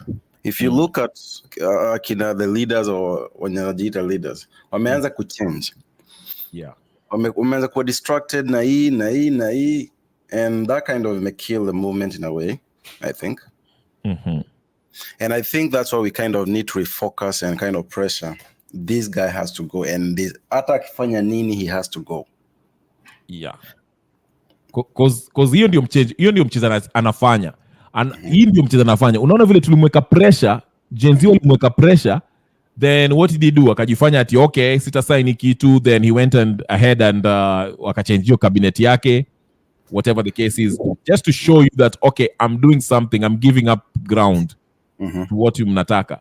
Alafu then mambo ikapoa kidogo, akarudisha the same idiots ambao he had as CSS, akawarudisha, which means every time he's threatened, watu wanataka kumtoa, because of course Gen Z wanasema ati ni finance bill na hii nini corruption na nini sawa, wanataka kushika yule governor sijui wa Turkana, whatever the case is. So every time he's under pressure, watu wanataka kumtoa, anaanza kupatia wasee whatever they want. So our teachers, mambo ikishika moto atawapatia doa, release the money, whatever he's going to get it from, hata kama sijui nani atampatia, anawapatia pesa, alafu ndio waache hiyo nini, aseme unaona, si nimewapatia pesa, what else do you want? Mlikuwa mtaka kuongea, nilienda kwa X space nikawa ninio. So that is the game he's playing. Every time his back is on the wall, anaanza kusema okay, he's releasing something small, ndio aseme okay, unaona, si mko mnataka pesa, nimewalilizia pesa, so that you can ease up on him. That's why the challenge is the goal should be one, and the goal should be Ruto must go. Hakuna if what but, atungoji 2025, atungoji ati sijui alipewa limu. We don't care about that anymore. Ruto aondolewe kwa ofisi. Full stop. And how do you see that happening? That's what I've been thinking a lot. Now that's the challenge, because majority of the so-called faces of this movement, they are not advocating for that anymore. Like I said, I mentioned here Makoure is talking about civil education. Charlie, what was Sudan were not talking about civil education. They were saying al-Bashir must go, and they went to the streets. It's so naive if you think about it. Civil education ya nini? And this guy is the one who's going to be in charge of elections. Whatever you do, he's going to change the results. So that's not going to happen. So you have to have that mindset. Exactly. That's why I'm not knocking them for civil education, but I'm sorry, but what were Bangladesh? We're not sitting around, hey, let's have civil education about what's happening in Bangladesh. Mama mezidi hapo, prime minister, we are removing her. Let's go to the streets. We are going to stay in the streets mpaka mama ashuke. Mama akaanza kuunleash death on them, wanachapa bunduki nini, and they say we are not leaving. Hata kama unatuua sote tuue. Mpaka ma military wakaenda kumwambia uko na 45 minutes to make a decision utoke hapa hii Bangladesh. But they had one goal. Walisema tunaenda kwa streets na tuondoki mpaka huyu prime minister aondoke. The problem with Kenya, unaona watu wengine wanasema si tunataka tuende to occupy ninio bunge. We've occupied it. We are successful, turudi nyumbani. Tumemfinya amechange CSS. Tumemfinya amefanya. So everyone has, that's the problem. Watu wa Kenya kila mtu anaangalia shida yake. Hao walimu wanasema hatujalipwa. So my question is, Ruto akiwapatia pesa anze kuwalipa, are they going back to work? Watacha maandamano, unaona? Yeah. That's the problem. No one is in one page. Alafu hao watu wengine pia, sisi tuko kwa government saizi. I'm not sure that's the sentiment in Nyanza province. I mean, we are being fooled by what we are seeing, but kuna watu wengine are buying into that. Okay, tuko kwa government sasa, watu wetu kwa government, whatever the case is. We don't need to go to maandamano. And that's the problem. We need to make up our minds. Is it Ruto must go? Ama tunataka hizi vichanges ndogo ndogo, atulipe, akisha tulipe tunarudi nyumbani. I think that's easy. That's easy. We're not arguing there. He has to go. Right. I think one of the biggest problems we have in Kenya, we think we are so smart, sophisticated. That's unaona wajinga wanaanza kusema sijui civil education, all that. Let's wait. Let's have what's the name of? Let's have this. What do you call it? The collective nonsense. Ulikuwa unaongea about jana, I think, right?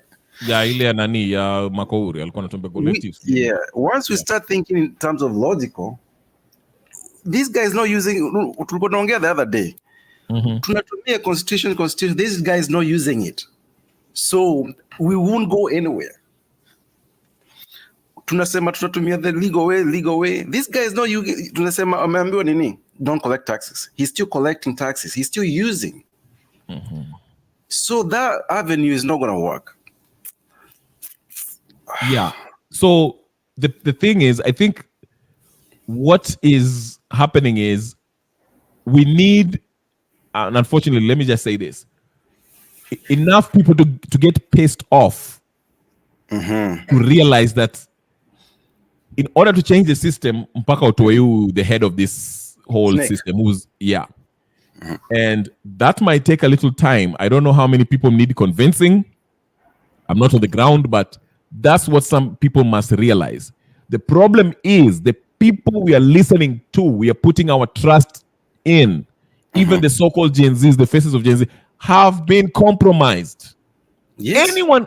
Anyone says ambaye anasema tungoje 2027, we need civil education, is a bullshitter. And that's why I said here, Marco Ure is full of shit. I agree with you. I saw it. I saw it when you. I think I came one evening and I mentioned to you. I saw him on Spice, and you watched it, and the following day you mentioned something, and I started thinking about what you said. This idea, he's not legit. Now they're putting too much on one person. Right. That's why we need all of us. We need to do something. What? On our, No, go ahead. We need to do. Kila mtu play their part. We have to. Hii shida kusema sijui our leaders sijui nani. We don't have one. We don't need one because all of us are leaders. All of us. Hii so kusema sijui Kasimani ndio nini leaders sijui Eric Omondi na si watu wabaya all of them. I don't mean kila mtu ni mbaya, but we can't have too much expectations on any human. All of us have to do our parts. Whatever that means, we have to do it. And what did it for me, ndio ulikuwa nasema, remember what made this Gen Z movement effective is the fact that it was what? Partyless, tribeless, leaderless. Yes. Then Makouri akasema ati nini? Oh, I'm the leader of the Gen Z. He's the leader.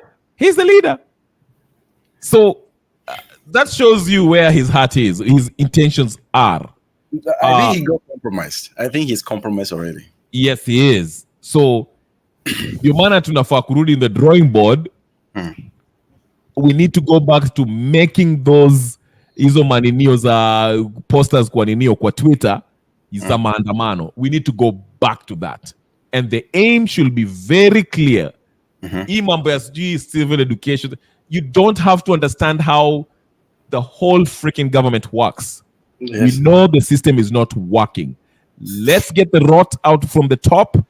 We shall figure everything out, else out from then. Tukishamtoa huu shetani. Okay? Everything will fall in its place. Lakini mambo ya sijui ati, that's a delaying tactic ambao wanatumia. Ati sijui, civil education. Say, go listen to them. That's what they're saying. Ati, we are going to this, tukunakutana, we have different groups, we have civil education, we want to show people. You're not going to make it. I'm sorry. You have to go out there and take action. And the goal should be, you see the example, on the 25th of June, a historical day, watu waliamua tunaenda wapi? Bunge. We are going to operation hashtag ilikuanga nini occupy parliament.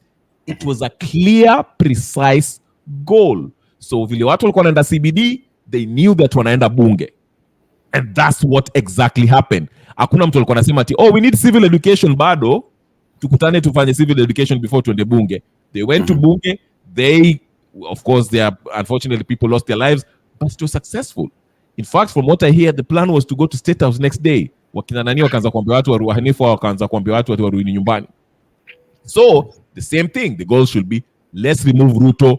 Iyo mambo ingine, Ruto kishatoka, we shall figure it out. Tukishaika mtu wetu, we'll figure it out. And by the way, it's within the constitution. This is not illegal.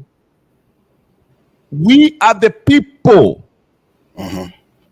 It's in the constitution. Tumepatia Ruto your power, delegated power. And we are taking it back. We want to exercise it directly because the clowns at Ninio, the legislative body, have let us down. So that's what I'm saying. As long as we need to come into rally around one idea, one goal, which is let's remove this colonial puppet. Na Raila na wajinga wetu, but Ruto is number one. And when I say Ruto, I'm not talking about just Ruto himself, ati Gachagua baki. Ruto, Gachagua, and the whole executive branch. Already Parliament has no ninio kwa sababu the people expressed themselves on the 25th. So hawana power. The mandate. They don't have it. Yes, they don't have it. I think there's something I've noticed too. They were supposed to have demonstrations yesterday, right? Yes. And it was known I think for last 1 week before. I think Ruto is planning his things to coincide with the whatever Gen Zs are planning. Yes. Take their whole attention away from them. So people need to be smart not to be planning things ahead 2 weeks. Kama ni kesho, kesho. Let's go. Yeah. And you remember there was another demonstration when people walikuwa wanasema na CBD. Guess what he did? Aliita sijui Raila, sijui akaenda kusign sijui report. Yes. This is the same playbook. We are seeing it. We need to be smarter about it. It's me, that doesn't even it doesn't bother me so much nikisema hivi, if we have enough people to gather around, hata kama tunakuta CBD tukutane whatever 100,000 people, 200,000, a million, hata kiona hizo ni hata weke a plan kukutana na Raila, because I think relaunching of Raila going to AUC, this is like the 5th time they are doing this. Kuna siku alita Mudavadi hapo kaanza kuongea, like he's always doing this crap. But nasema as long as people gather around tukutane hata watu million CBD, you know, whether he has whatever he's planning on Oko State House, we don't care. Sisi tufanye vitu yetu, because if our thing is successful, it will affect whatever he's doing in State House. Imagine if we had like 5 million show up in CBD the same day alikuwa nafanya hiyo ujinga ya Raila ya kwenda AUC, they could have cancelled it. Or they will have cancelled it and waseme it's a security concern. We can't hold this thing because watu wako kwa streets huko wanataka kuja State House. I think that point is fair, but I think there's another angle to it. The other angle to it, kutakuwa na more security cause akona function, right? So the security itself is there on purpose to kind of deflate watu in a way. Right, but nasema, if you have, let's say, even 2 million people show up CBD, na wanasema wanataka kuja State House. Utaleta security ngapi? I mean, you have to employ the whole hata even the whole army walete mbele ya State House. Na kuna 5 million people are seething and they're talking about Ruto must go na wamesema mbele ya State House. But you're still going to host your wakina nani? Wakina Museveni na au wakina nani? Suluhisho, whatever her name. You won't. That's what I'm saying. So if the protest is successful, regardless of who he brings as a security, they will advise him, watamwambia the security it's not safe when the State House carrying this function, able to cancel kwa sababu the ground is not favorable. Yeah, it's not, and that's what they do. Museveni even say that anaangalianga intelligence. If the intelligence inasema ground ni mbaya, they have to change it. They have to change it. Salute to you, Atticus. I see you in the comment section. So that's what I'm saying. The challenge to me right now, and maybe it's happening again, I don't have my ear on the ground, but I think maybe people are galvanizing watu nakutana, and it's through what you said, these civil servants, teachers, whoever, inaanza in different pockets of these maandamanos are happening, and maybe all of them will come together and say, you know what, enough is enough. We have a common goal. The system is not working, and the head of this state ametuweka chini.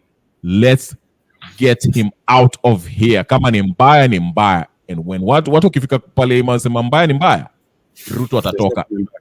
He will have no ninio. Go ahead. Kama nilete Melchizedek. Melchizedek, karibu.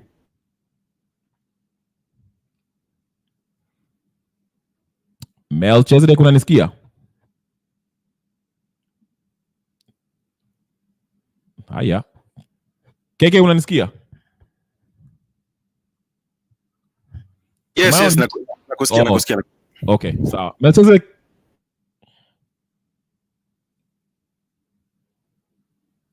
Melchizedek. Yes, nakusikia. Okay, sasa nakusikia. Okay, endelea. Maoni yako?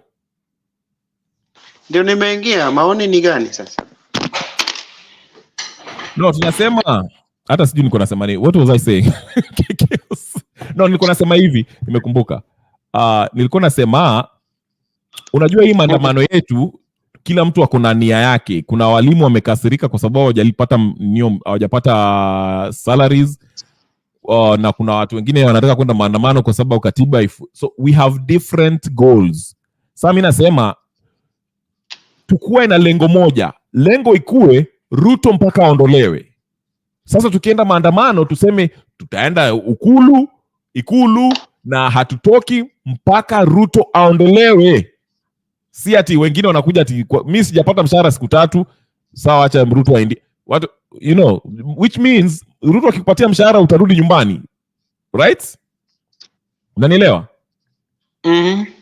Okay. Before nianze kusema kitu. What happened? Sijaangalia maneno ya Kisumu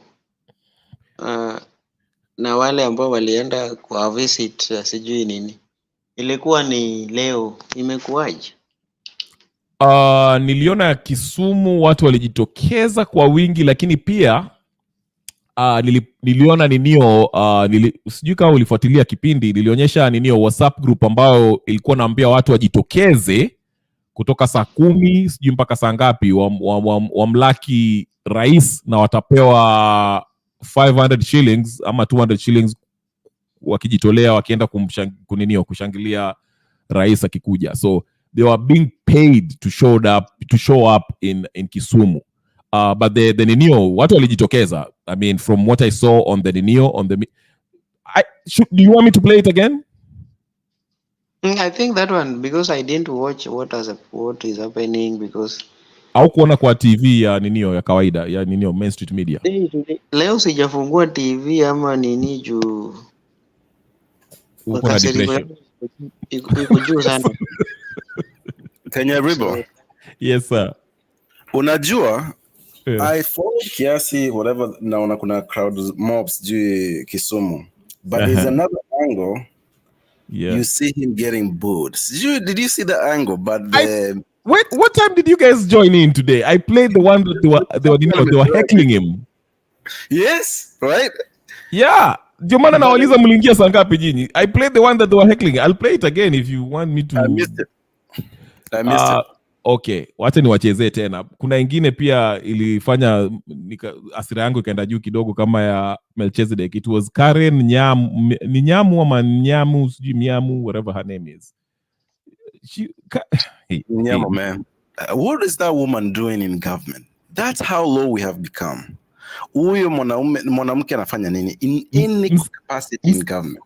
Msikie, alafu ndio niambie vile utasikia after akishasema.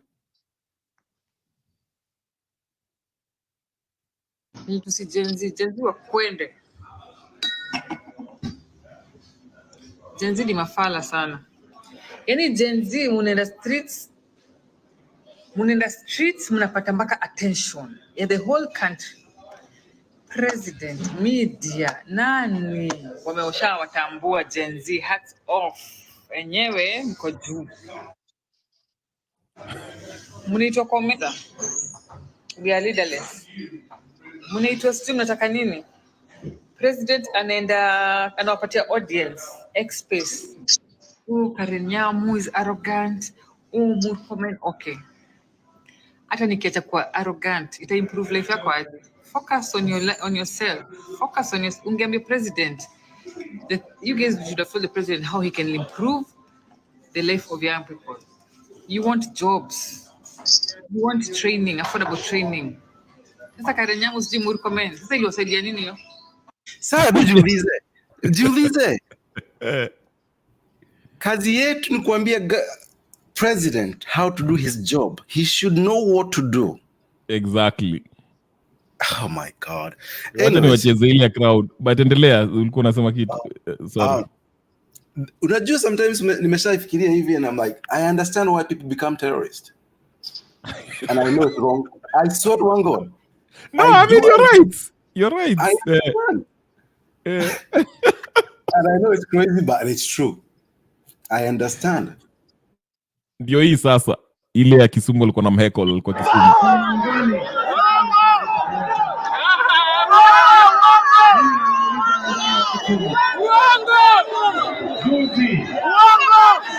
Nimetengeneza serikali ya kuunganisha Wakenya wote. Nimetengeneza baraza la mawaziri ya kutuunganisha sisi wote kama Wakenya. Ninawauliza watu wa Kisumu. Umesikia hiyo? serikali.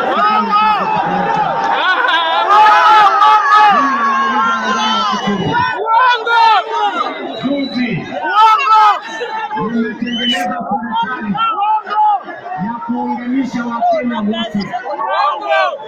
Nimetengeneza baraza la mawaziri ya kutuunganisha sisi wote Wakenya.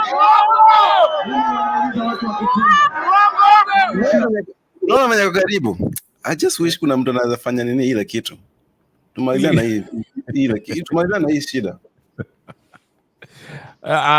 Unajua hata ukifanya hiyo kitu bado Gachagua atachukua na aendelee na hiyo ufala. At least Gachagua ni mjinga. This guy is a very cunning guy. Listen, the script is this. Let me tell you something. The script is the same. Whoever gets in there and afford a script. I think it was Bernard who was here. Not Bernard, it was somebody else. Niliwauliza, what difference? Okay, we can argue on the degree in which he's doing it. What really is the difference between Uhuru Kenyatta na Ruto? To me, this is an extension of what Uhuru Kenyatta was doing. I mean, let's review. Hafuati court orders. He doesn't care about the constitution. Anachinja watu. Handshake na ndio huyo na conman, the conman. I mean, what's so different? It's crazy, man. Na bado he's borrowing more. Na hizo vitu anaboro zinakulwa. What's the difference? That's what Uhuru was doing. At least, Nasitetei Uhuru for anything. I actually believe he's even worse. But at least the guy was humane. Unajua hii Ruto, like, it's in your face. Unajua ni kama atakupiss on purpose.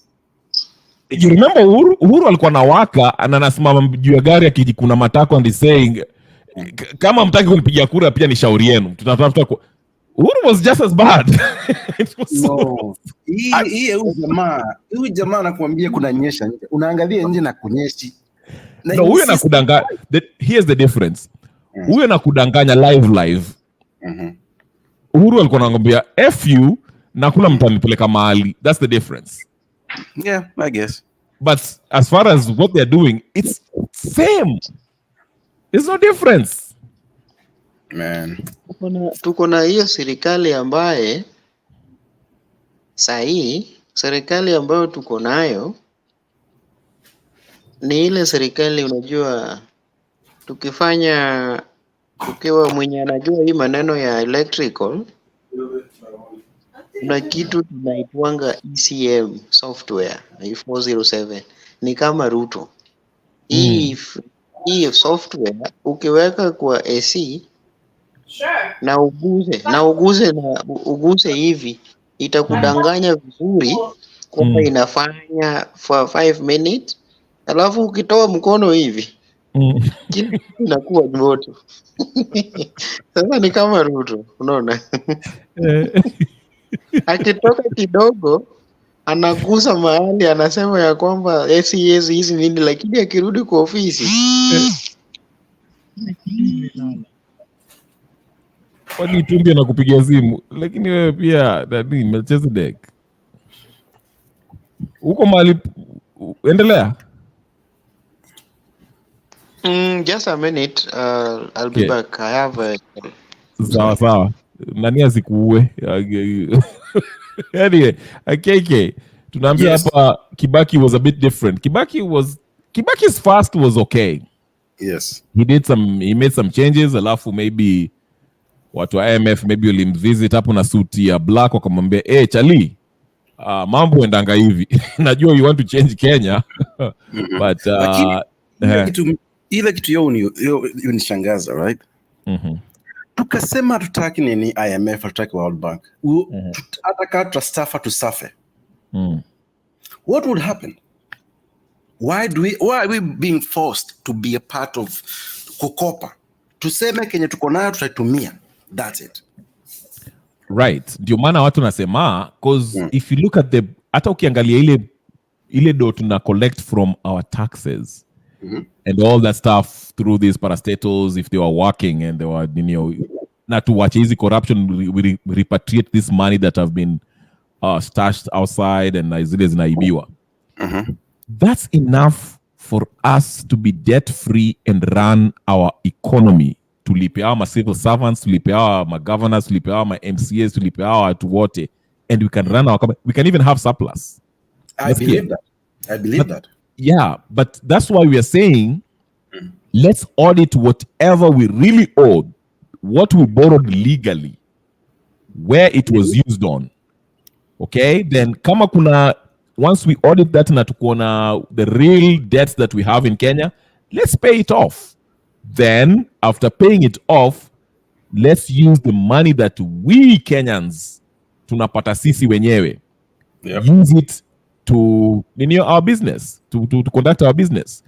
Nani, Jimmy Ojigi, I mean, say what you want to, I'm not his biggest fan, but he made a good point. Alisema, ile do tulitumia for that highway, whatever the case inaitwaje, and CGI. We kind of overpaid for it 5 times over. Pesa SGR.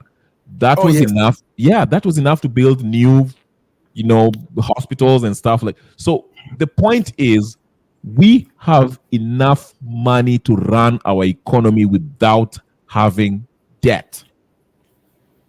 The problem is corruption is number one. Okay, corruption kwa sababu, I mean, Morara is doing a wonderful job exposing this government, and it didn't start with this, as we all know, in Nyanza. So the money is there. It's just that we don't know. We are not, first of all, in Ibiwa.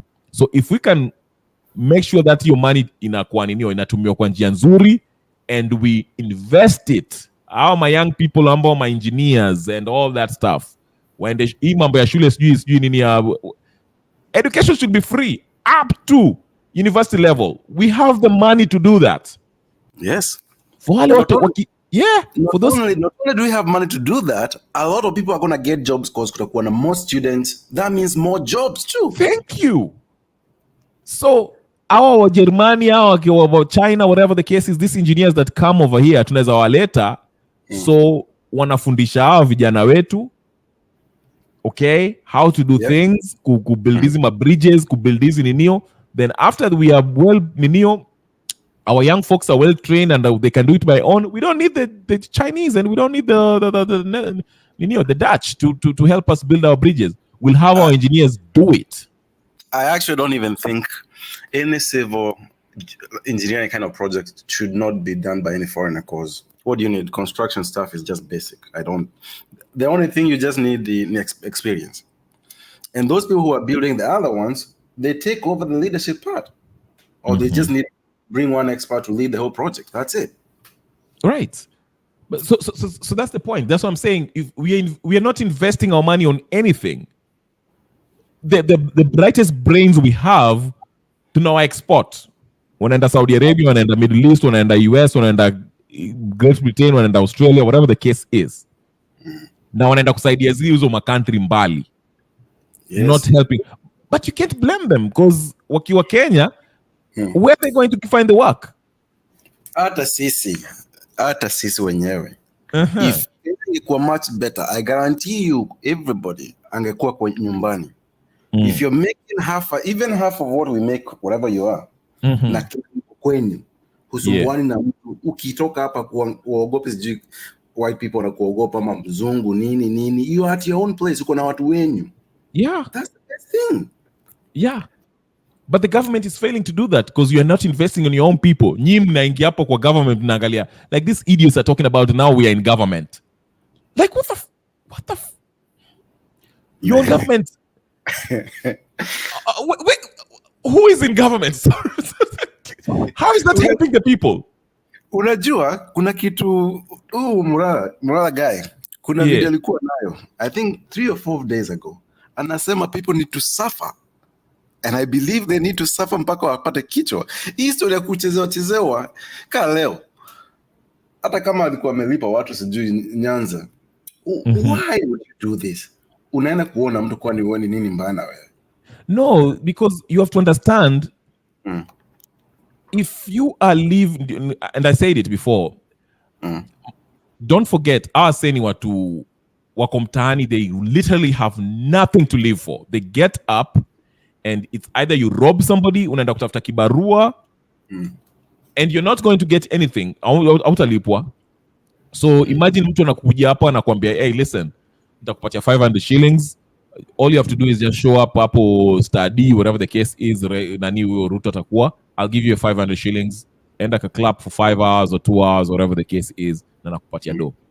You know, for somebody who does not know even where his next meal will come from, why should he turn it down?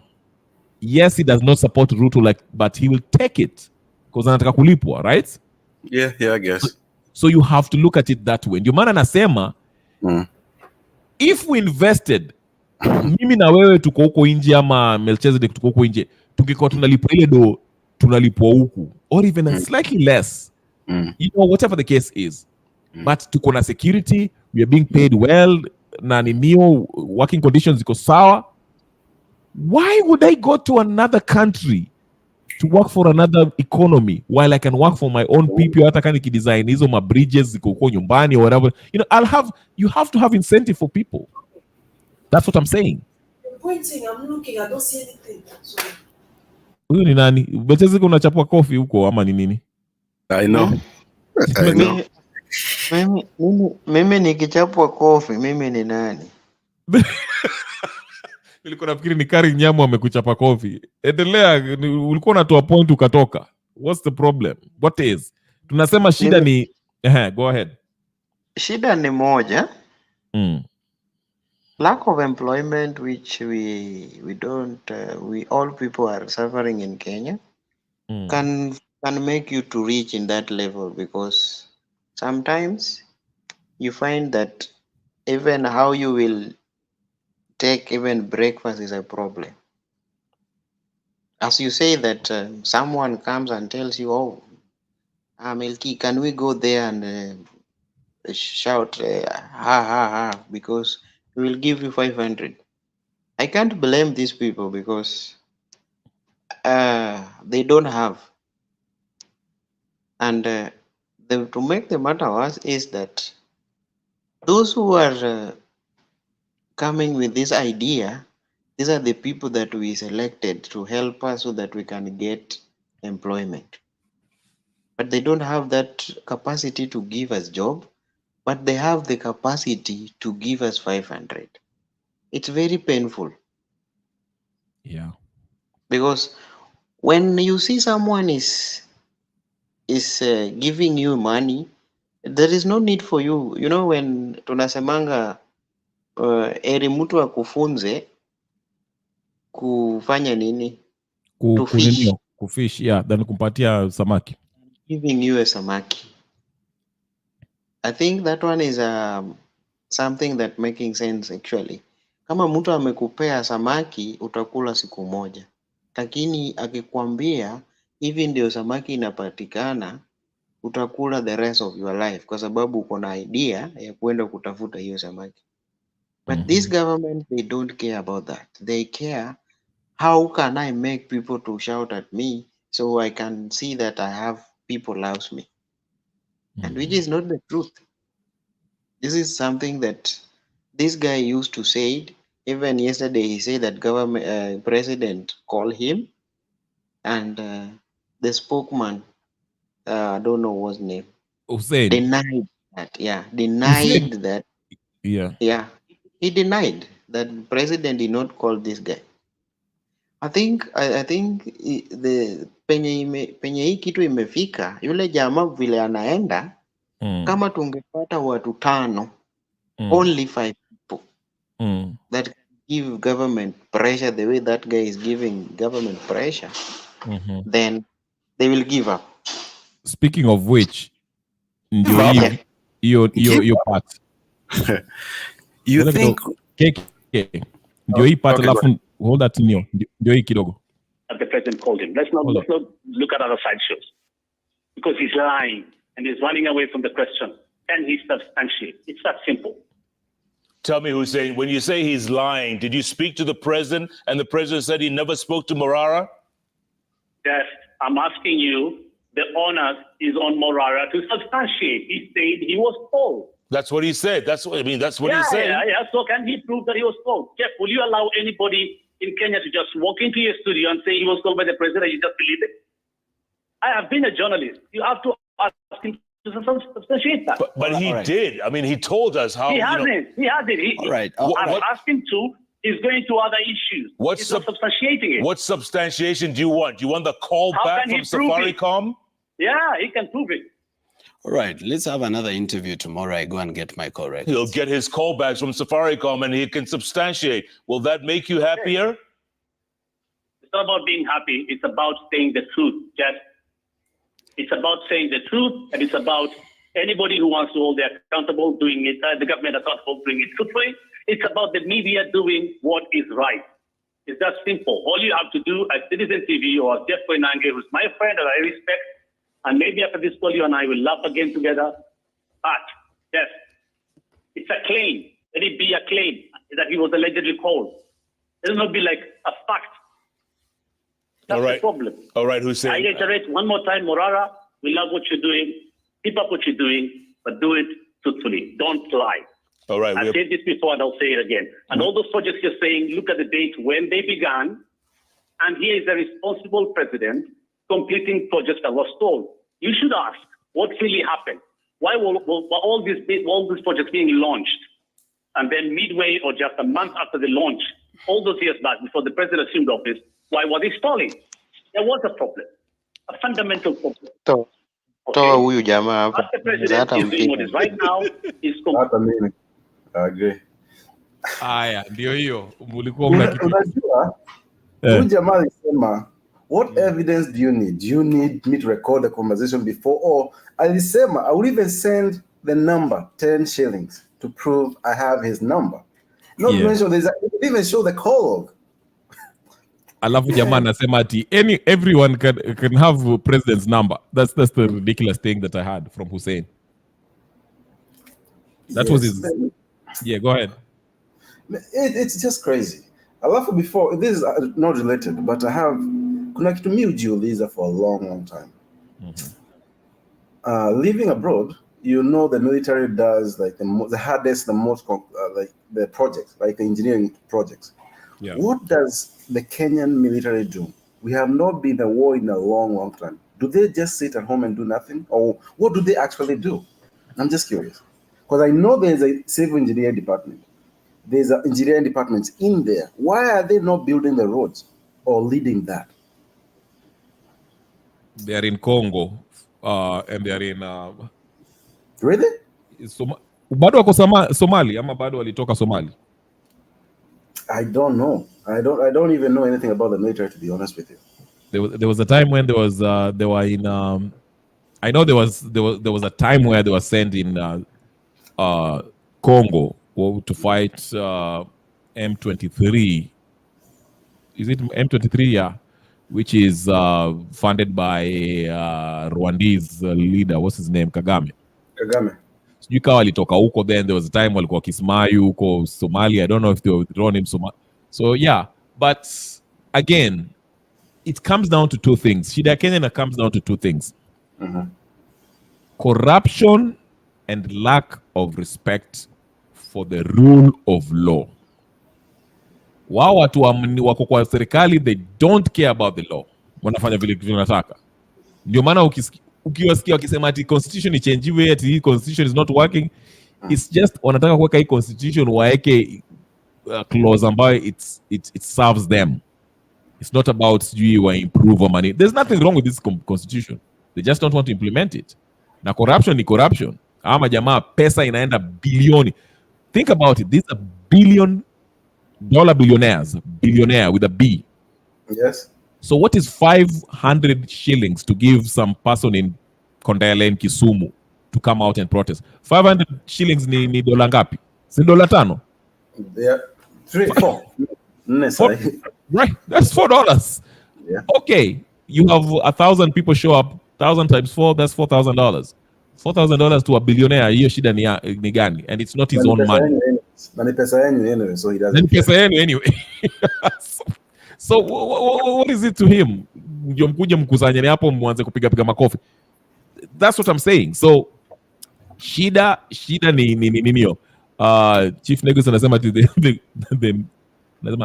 our military isn't really ours. They are working for the West, which is why they are deployed in Congo to safeguard the looting of resources of the West. Yes, wanatumiwa. Tunaambiwa hey, the same thing. There was a documentary actually on YouTube. I'll find it again. It shows how they sent what was it? Well, it sent the military of Kenya during Kibaki and Kibaki na nani walikula hiyo pesa pia to make the deal go through. Kibaki and this Alfred Mutua also was part of the corruption. Kuna madocumentary mob zinatokea ambao will open your eyes how Kenya is a cash cow for political, I mean, for any mtu anataka kufanya magendo, whatever the case you want to call it. So it's messed up. It's messed up. But you're right. Not necessarily, okay, military wanaweza kusaidia vitu, let's say like create bridges and stuff or like that. Yes. But ideally, we should have, kama pesa imebudgetiwa ya ninio constructions. Yeah, infrastructure, which that's what the constitution say. We only borrow for projects. Yes, for projects. But nani nafuatilia, even if the whatever control of budget, whatever the case is, huyo mama anatoanga maninio kila siku anasema pesa imeibiwa hapa. Who cares? No one follow. Bunge, Senate, legislative body are supposed to EACC, they should be arresting people. Huyu jamaa alishikwa leo anaitwa nani? What's his name? Who governor sijui wapi? The Garissa guy or the Garissa or the Isiolo or something. Northeastern. Something like that. Let me see. It was a PR stunt. Ati ameshikwa. Utasikia next week at you there's no enough evidence. You'll hear it. It's all a mind game. Ni kuonyesha they're doing something kind of a distraction. It's all a pony show. A little bit here, a little bit here. But I just hope, and I told you, I still believe this guy is not going to end up by the end of the year hatakuwa in power. I know that, I feel that. The silence, the people who are like, Joe Wanjigis, ala watu nini, that silence should be very worrying if I was Ruto. Yeah, but Wanjigi naye ndio unaona amenyamaza. Because remember, with all the billions or millions Wanjigi has, I think he understands that there's powers behind Ruto. Now, hizo powers, they can really make your life miserable. Because watakujia wakwambia, hey, wendi unataka kuleta mizozo hapa. Okay. By the way, we know ile biashara unafanyanga hapa hivi, whatever. Kuna mtu anaitwa, what's his page? Oh my goodness. Kuna mchali mwingine ufuatanga Hassan Joho. Ile kesi zake za drugs or whatever the case is. Alifuata hiyo kesi mpaka New York. I forgot his name. I think his name is Dr. Amkeni. Go watch him on YouTube. He has a channel. He just started his channel. I think he's based in the UK. He just gives you I used to say Hassan Joho is a CIA agent. And there's no way this man is not in prison right now. Kesi yake ilikuanga New York. Yeah. And the guy details the case because alienda hapo akasikia, he has all the transcript, he's talking about it, whatever the case is. But anyway, that's just an example of what I'm telling you. That's why I'm saying hata Jimmy Wanjigi, even if akianza hii mambo ya vile alijitolea akasema ati he shouldn't have admitted that he was ninio Gen Z kwa sababu now hawa si watamkujia, watamwambia hey listen, unaona fikiria uko na pesa, we print money buddy, sisi tuna printido. So how long print even the one you have? Yeah. Yes. Sasa nasema unafikiri kuna do, you think your money is long, we print the money. So we can come for you and we can come for whatever you own. So that's why I'm not surprised Jimmy Wanjigi unaona tangu ile saga yake amenyamaza. So because Ruto is a Western puppet and they will. Dr. Mkeni, yes, it's Dr. Mkeni. Chief Niggas, thank you so much. Yeah, Dr. Mkeni, go look for tafuta kwa YouTube yake. He has very interesting things he's saying about ukitaka kuangalia Hassan Joho and his drug thing. Go check him out. Very interesting. But yeah, so I'm saying it has to be a popular revolution. The only challenge is to get people together to understand or to prioritize this thing. Kuambia, hey, listen, the aim is to remove the head of this snake, or else we are not going to make it. We are not going to make it. Yeah. But yeah, so that's what it is. Let me play this, and as is easy. 29. Okay. Let me play this real quick. Let me play this. By the way, did you watch? I don't know if you watched the speech by Kaguta. Did you hear when he started kuingilia nini? Ruto? I don't know if anybody paid attention to that. Alikuwa anasema sijui kila mtu, them in their country, they believe in stability. They don't believe in tribe E, tribe E, tribe E, tribe. Then akasema, by the way, nyinyi mniita hapa juu ya hii. Let me stop kuwapatia story. Listen to that story, the first part of it. Ya Kaguta. Yes. Okay. Museveni. I'll find it. Vile alikuja kwa hiyo ujinga ya Raila. Yes. Okay, let me find it. Hold on. Wacha nicheze hii fast, and let me find that Kaguta while this is in you. I like what this lady said. Asige, whatever her name is. I think she kind of nailed it when she mentioned this. Okay. Do you feel that the Constitution lives and breathes and is appreciated much in the same way that it's appreciated outside of the political realm, inside or on the floor of both houses? Thank you. I think that we have a good constitution, but in the wrong hands. That will be the summary to that question, but I'll elaborate because we're on our show. Please do. And I like how you started and in the second line of your brilliantly composed poem. Thank you. Yes, all copyright to you. In the second or third line, you talked about a covenant. Yes. And that really struck me because we all know what the meaning of a covenant is. For me, covenant, of course, is a promise made between two parties that both will do a certain thing, and which, if broken by one party, then there'll be a consequence, right? For example, if I give you my money, or my loyalty, or my vote, you must promise to keep your side of the bargain, or the consequence of breaching our agreement will be on your hands, right? And when I say that it's in the wrong hands, right now we're in 2024 and we are going to speak directly about the current executive. When the president came into covenant with the sovereign power, us, and promised countless things, he never sought to know the consequence of not keeping his promises to us, right? He never asked what's next if he failed to keep his covenant with us.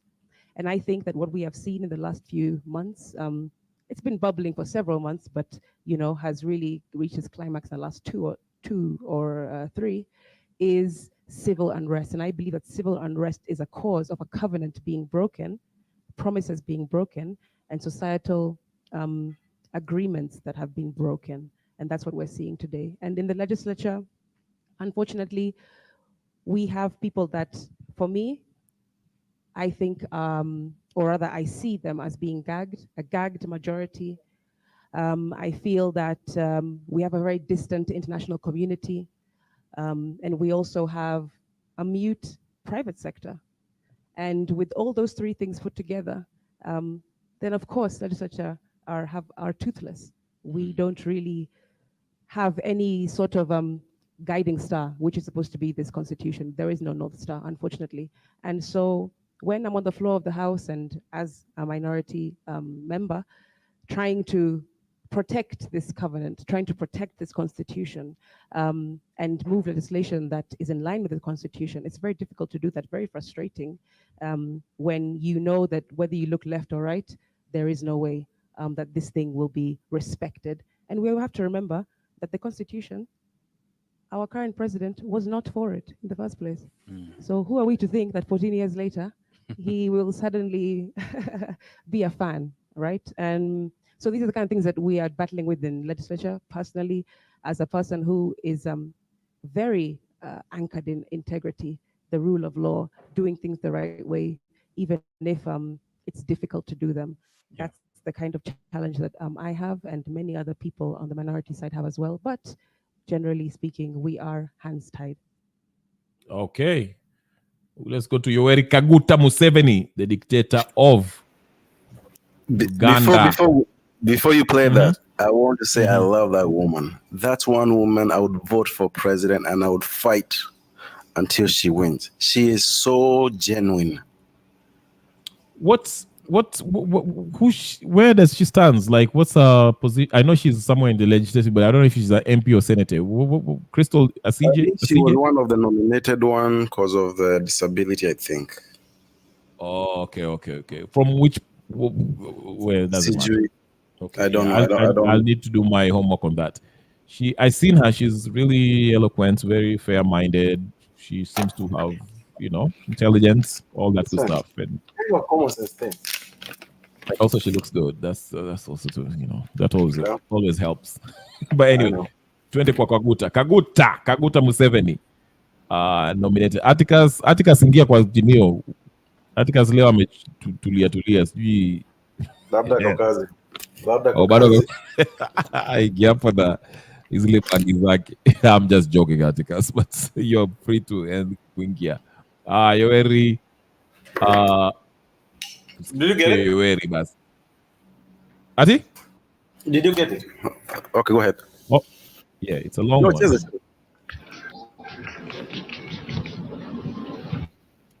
His Excellency President William Ruto, President of Kenya, Their Excellencies, presidents, heads of state and government who are here, all the other leaders of delegations, the members of the diplomatic corps, and everybody who is listening. I have been actively involved in the struggles for Africa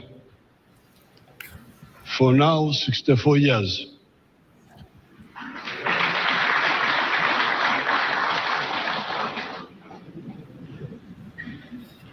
I'm not counting the earlier years when I started following the events in the world, because I remember 1956, the Suez crisis. But when I was actively involved, it's now about 64 years. Now, during this time, along the way, our movement came to distill what we thought is the problem in political management. The problem we distilled was, in the same way as there is medicine for human beings, where you have a doctor, and the doctor has patients.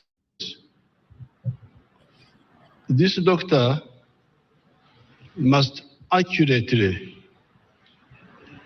diagnose the sicknesses of his patient. If he makes a misdiagnosis, the patient will not be healed, and he may even die. Now, in the same way, as we have diagnosis and prescription in medicine, we need socio-economic doctors. If you want to be a manager of human society, you must be careful about the socio-economic diagnosis. Because all these crises you see, they are caused by that, by misdiagnosis.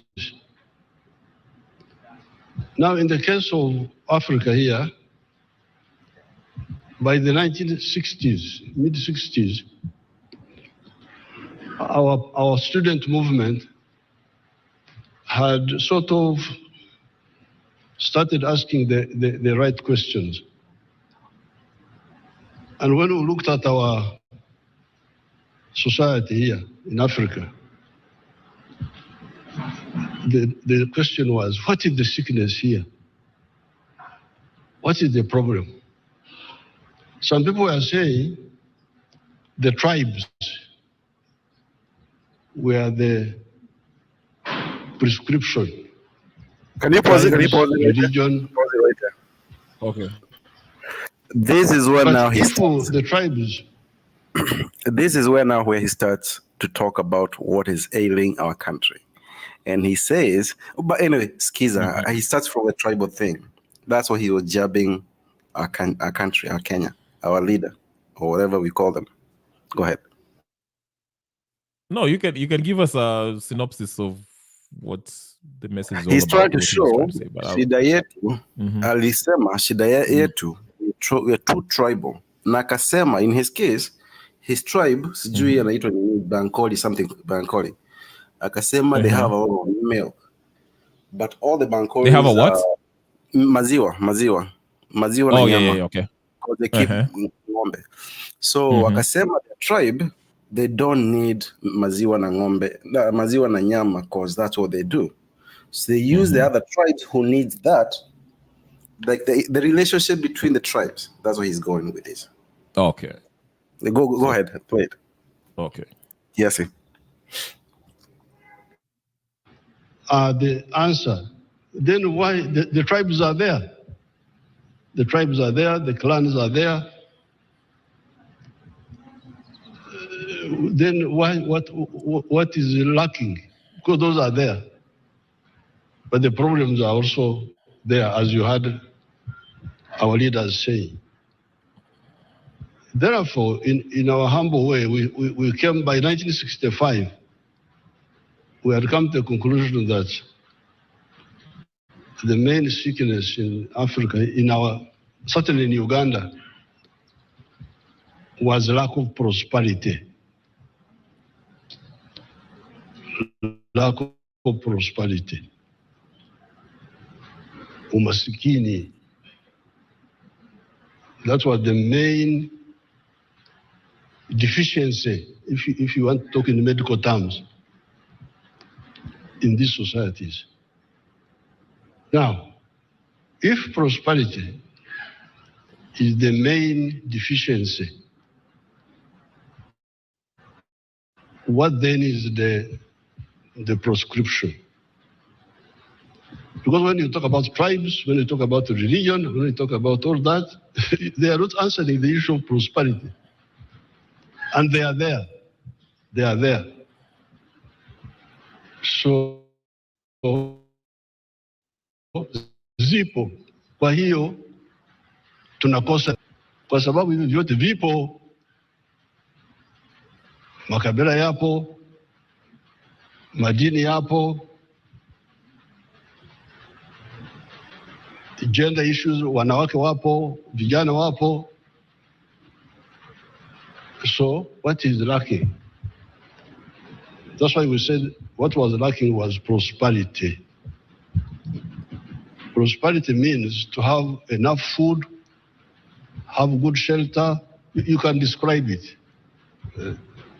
Education, health. But in order to get prosperity, if that is the main deficiency, what do we need to get it? Now, there was a lot of waste of time on the issue of how to get prosperity. Foreign aid, I don't know what. All that cannot bring prosperity, according to what we discovered. We discovered that in order to ensure prosperity, in Uganda for sure, each adult must engage in the production of a good or a service. Lazima kila mtu ajumlishe kwenye uzalishaji wa mali au huduma.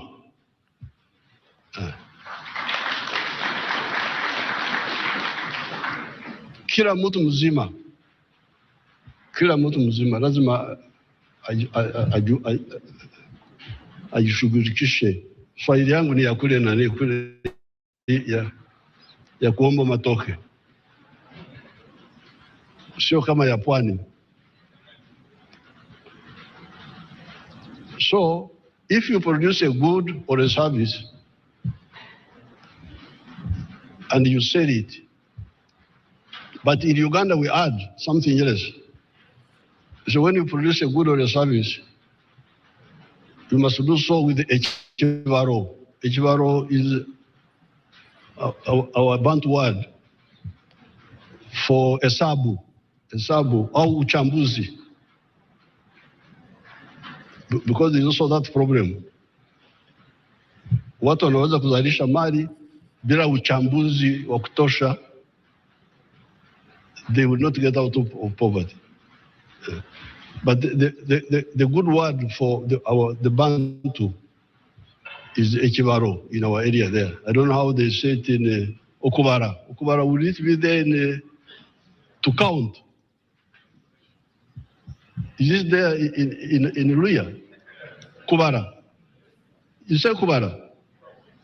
Huh? Kwaula. So we say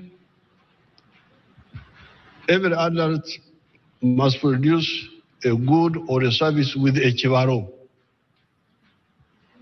Chivaro, if you say in Swahili, we need to help Swahili with maneno ya kwetu kule bara.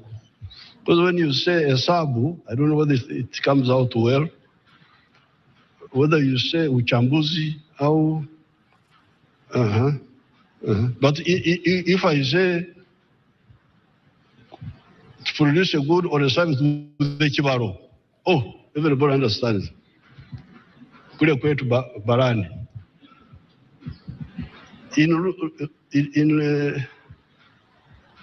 the rural languages, we say chura. And in Iteso, we say Aymar. If there are some Tesos here, and Karamajong and those groups, Turkana, those groups which make a lot of trouble, you know them.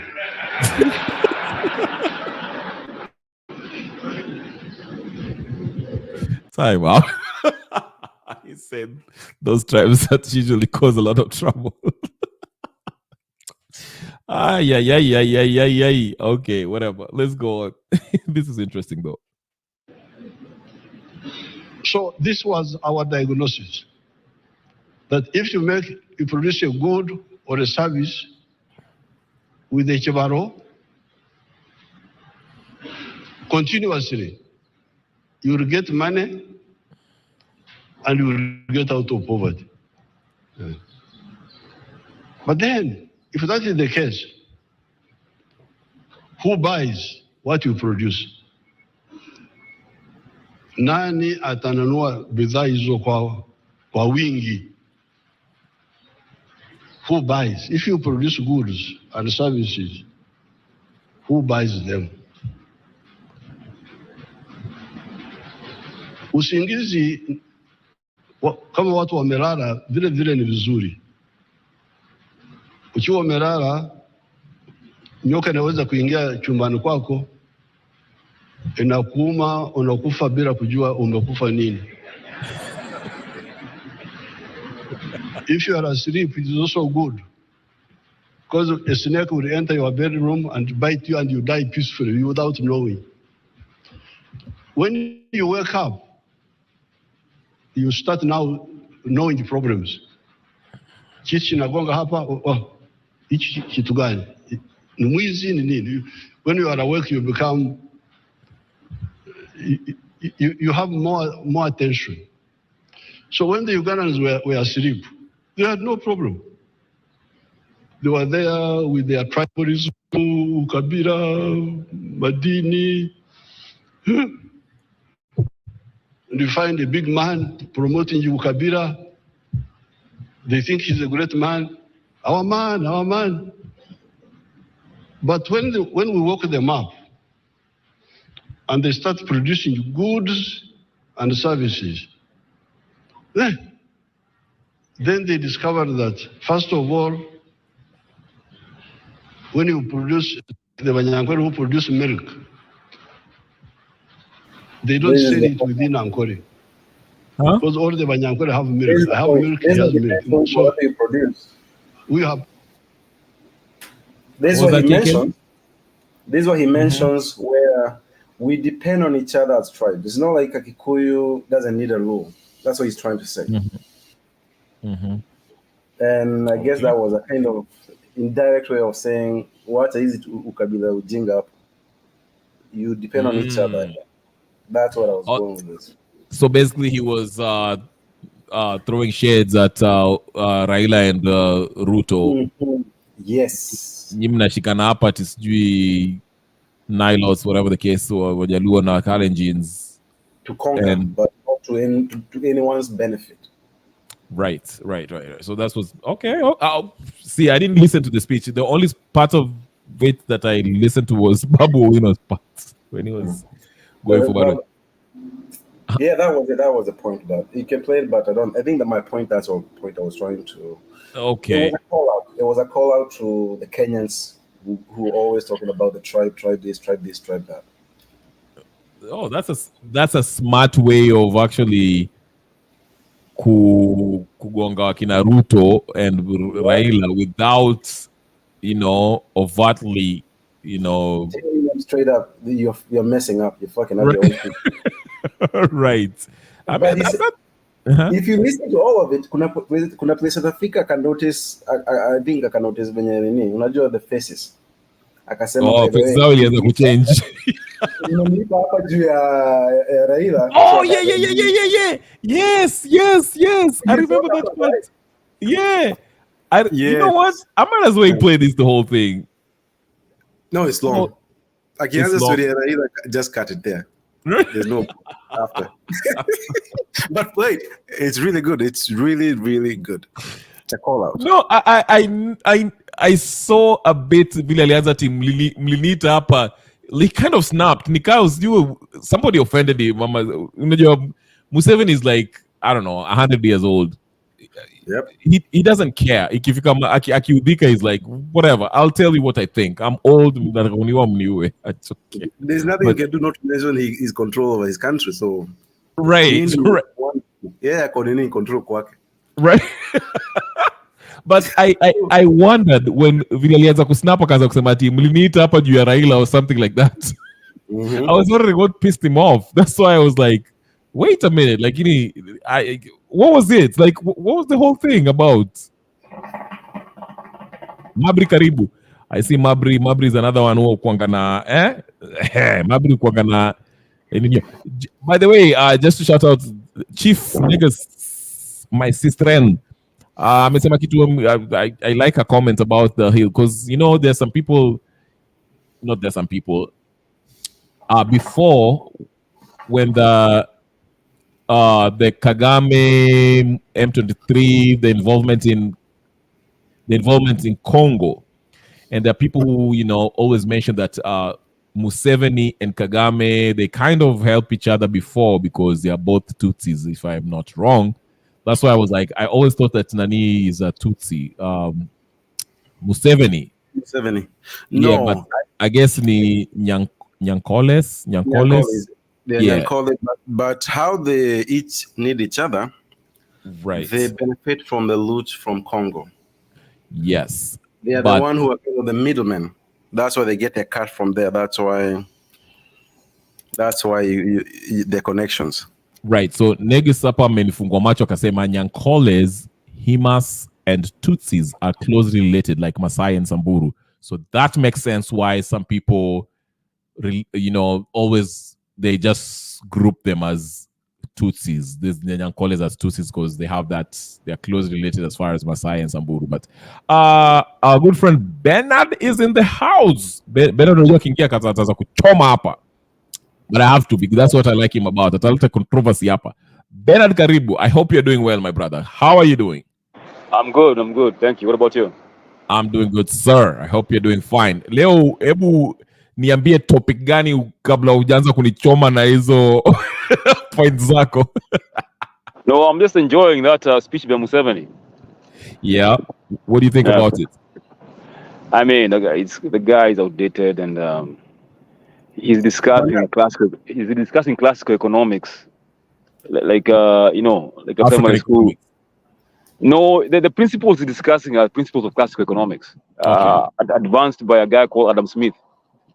Adam Smith. Who published his works in the 19th century.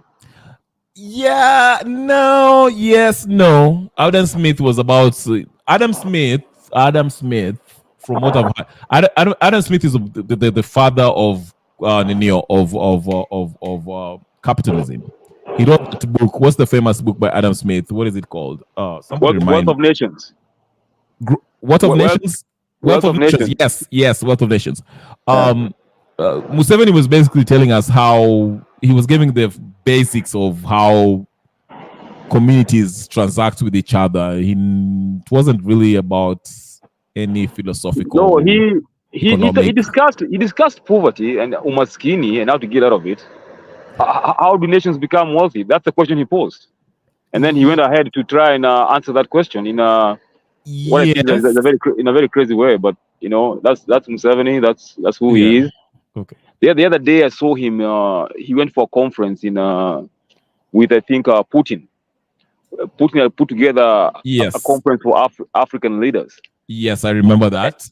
And when he went there, he was so strange because he complained about Germany. Yes. He said Germany earned something like $2.8 billion from coffee a year. Yes. But Germany doesn't grow coffee. Yes. Uganda is one of the largest producers of coffee in the world. Yes. But they earn a fraction of what Germany does that doesn't even grow it. So this is Museveni, a president of a sitting African country, complaining in Europe about another European country. Yeah, but he knew what he was doing, and I can explain. No. I can explain. But that's you.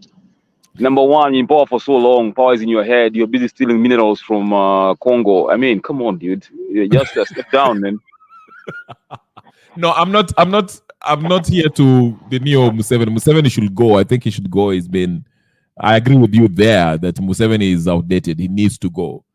The only thing I can say is I get why he was criticizing Germany, but yeah, go ahead. Sorry, I didn't mean to Yeah, here's the problem.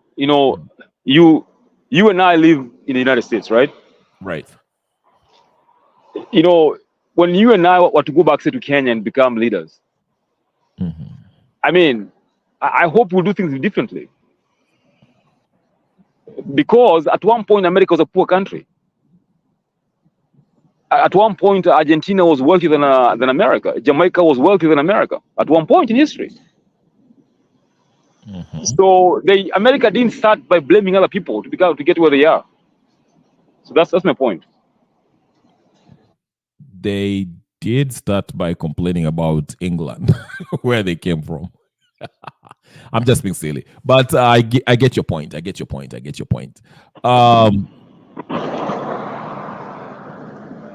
Sorry, were you saying something? No. Anyway, the Museveni. Let me just give you a kind of quick nino. Museveni went to that Russian summit, Africa-Russian summit, and the fact that he went there, he attacked Germany. Germany, if you remember, Germany is part of NATO. Germany was kind of dragged into this Russia, Russo-American conflict. They really were dragging their feet. Germany is like the biggest economy in Western Europe. So now when that's in the in the world, it's top 5 in the world, not just Europe. Okay, I'm just giving it into Europe just to give you the context. It's the biggest in Europe. It's the biggest in Europe, yeah. Right. They're the big dogs in Europe. So when that Ninio was bombed by now we know it's CIA was behind it. That Ninio pipeline, Nord Stream or something like that. Nord Stream was bombed. I thought it was Ukraine, Kenyan. I think they said there was a Ukrainian person who did that to kind of, because I think France or Germany, the pipeline goes to Germany. Right. So it was pressuring Germany to fund them, help them get the resources to fight Russia, I think. Right. But who did Germany turn? Okay, so Germany after it was Ninio, that pipeline was bombed. Now Germany had two whatever to turn to. They either would go to US, get their mafuta from US, gas, which is more expensive, or turn to Russia. And Russia was like, you know what? Oh, you guys mnataka kunichapa? Okay. I'm turning off the lights. Hakuna mtu anapata gas. Kwendeni huko. Freeze to death, you know. So, but the thing was this. The US was behind it because even though it might have been Ukrainian hands, Ukraine is basically an American puppet. It was done for Germany to turn into US. So US was gas in a higher price. Okay. Now LNG, you're right. Okay. There you go. Sabotage. Atticus usipoingia hapa hivyo. Atticus, can I get you some ile vitu tunavutanga? But anyway, so Museveni going up there was basically kissing butt like he usually does. But guess what? If you can remember, a few months before that, there was gold that was discovered in Uganda that was trillions. I made a video on it on my TikTok. I need to find my TikTok and connect it with this. But anyway, so when Museveni went back to Uganda, a few weeks after that, if not a week after that, from that Russian summit, there were sanctions that was placed on Uganda. I don't know if you guys remember. There was some kind of sanctions that was placed, and that's when Museveni went to his Kanza Kupata throwing tantrums and saying, you know, I don't have to go to the US. We have everything we want here in Uganda, whatever. He's switching alliances, basically.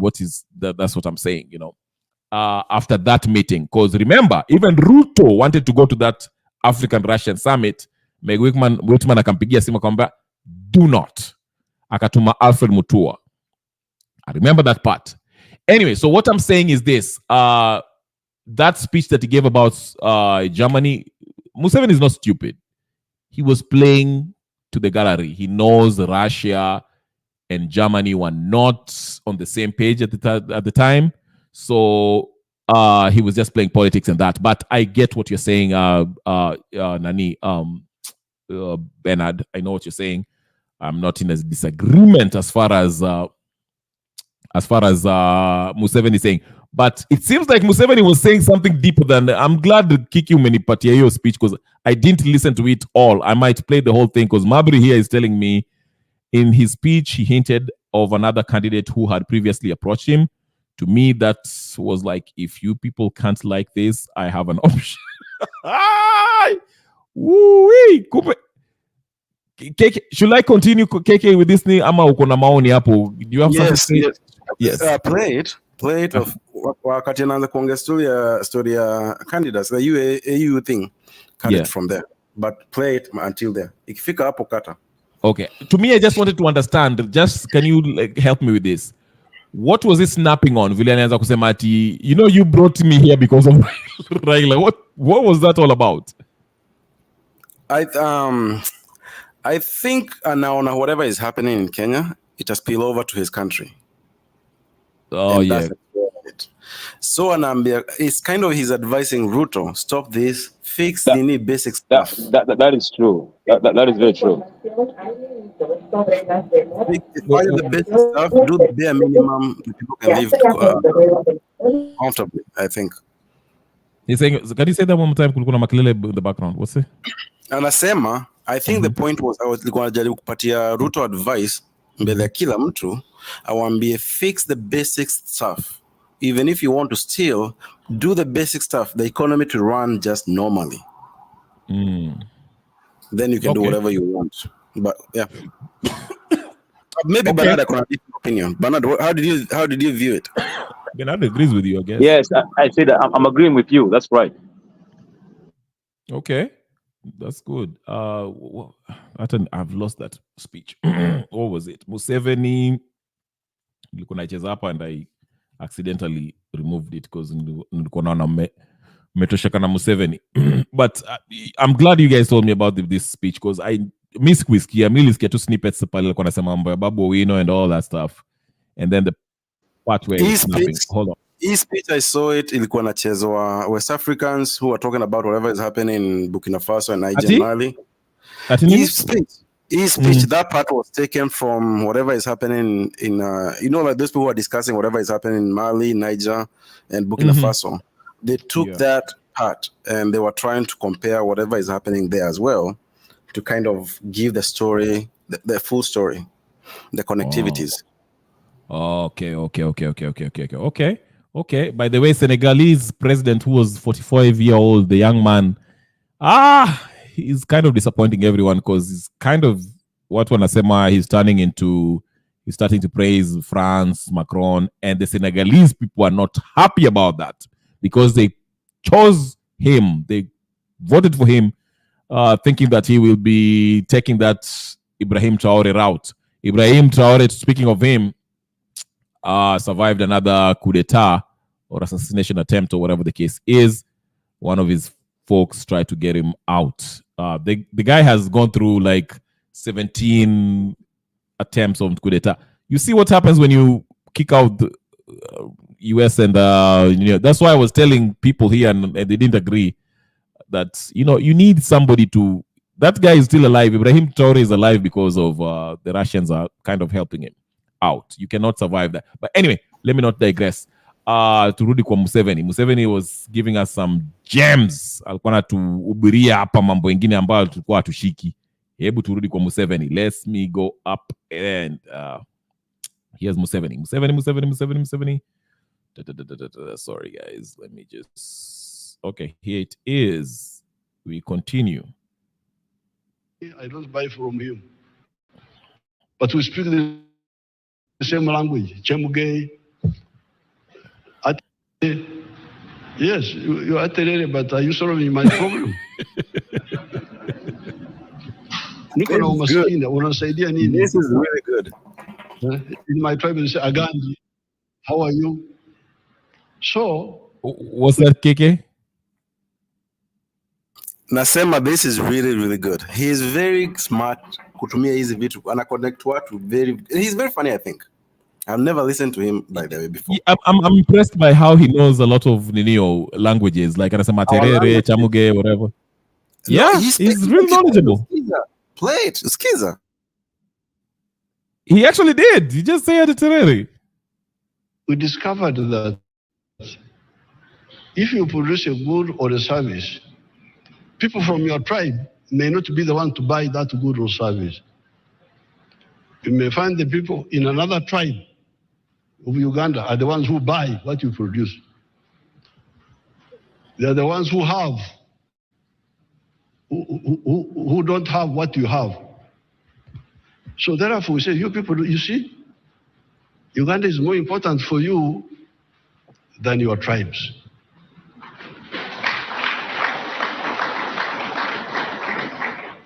Your tribes cannot bring you prosperity. You can say, you can speak Agandi, Aterere, Dukwega Munozo, Chemuge, Mulembe. But you may find those who greet you in your same language are not the ones who buy what you produce. So your prosperity is more premised. In the case of Uganda, certainly, me, I'm a cattle keeper.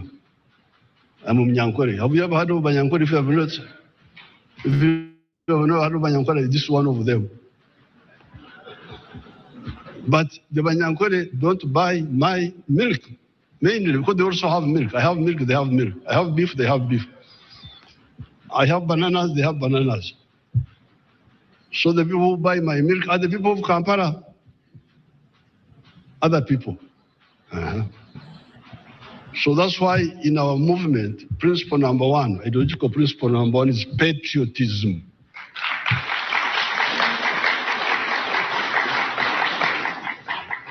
Uzalendo. Uzalendo kwa nini? Because you need Uganda for your own good. Whether you like me or not, you need me. Because I buy what you produce. Na kuweka pesa mfukoni.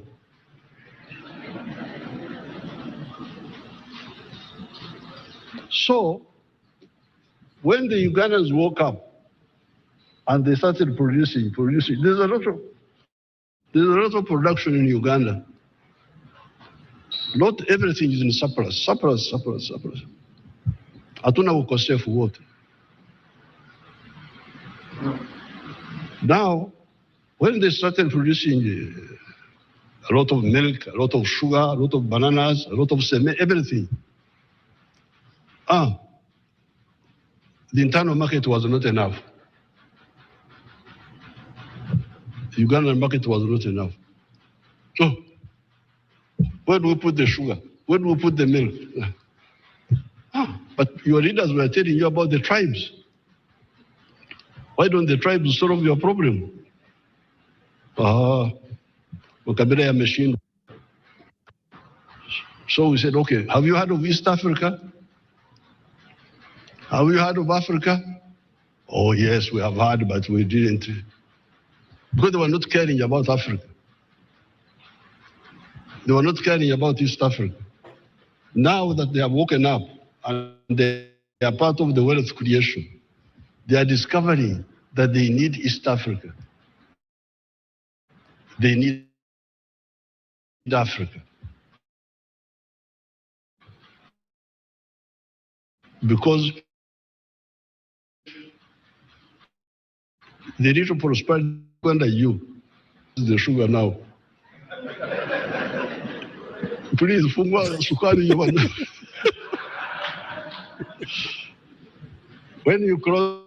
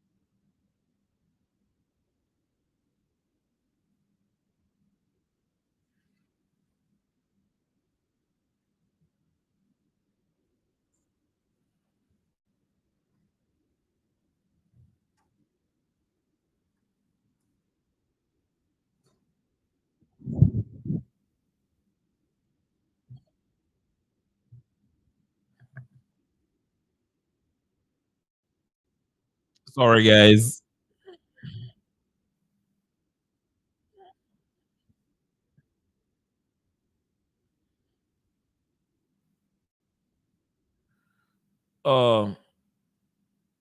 Sorry, guys. I hope you're following up with what's going on. I'm Melala. Kiki bado mko hapo? Anyway, am I audible?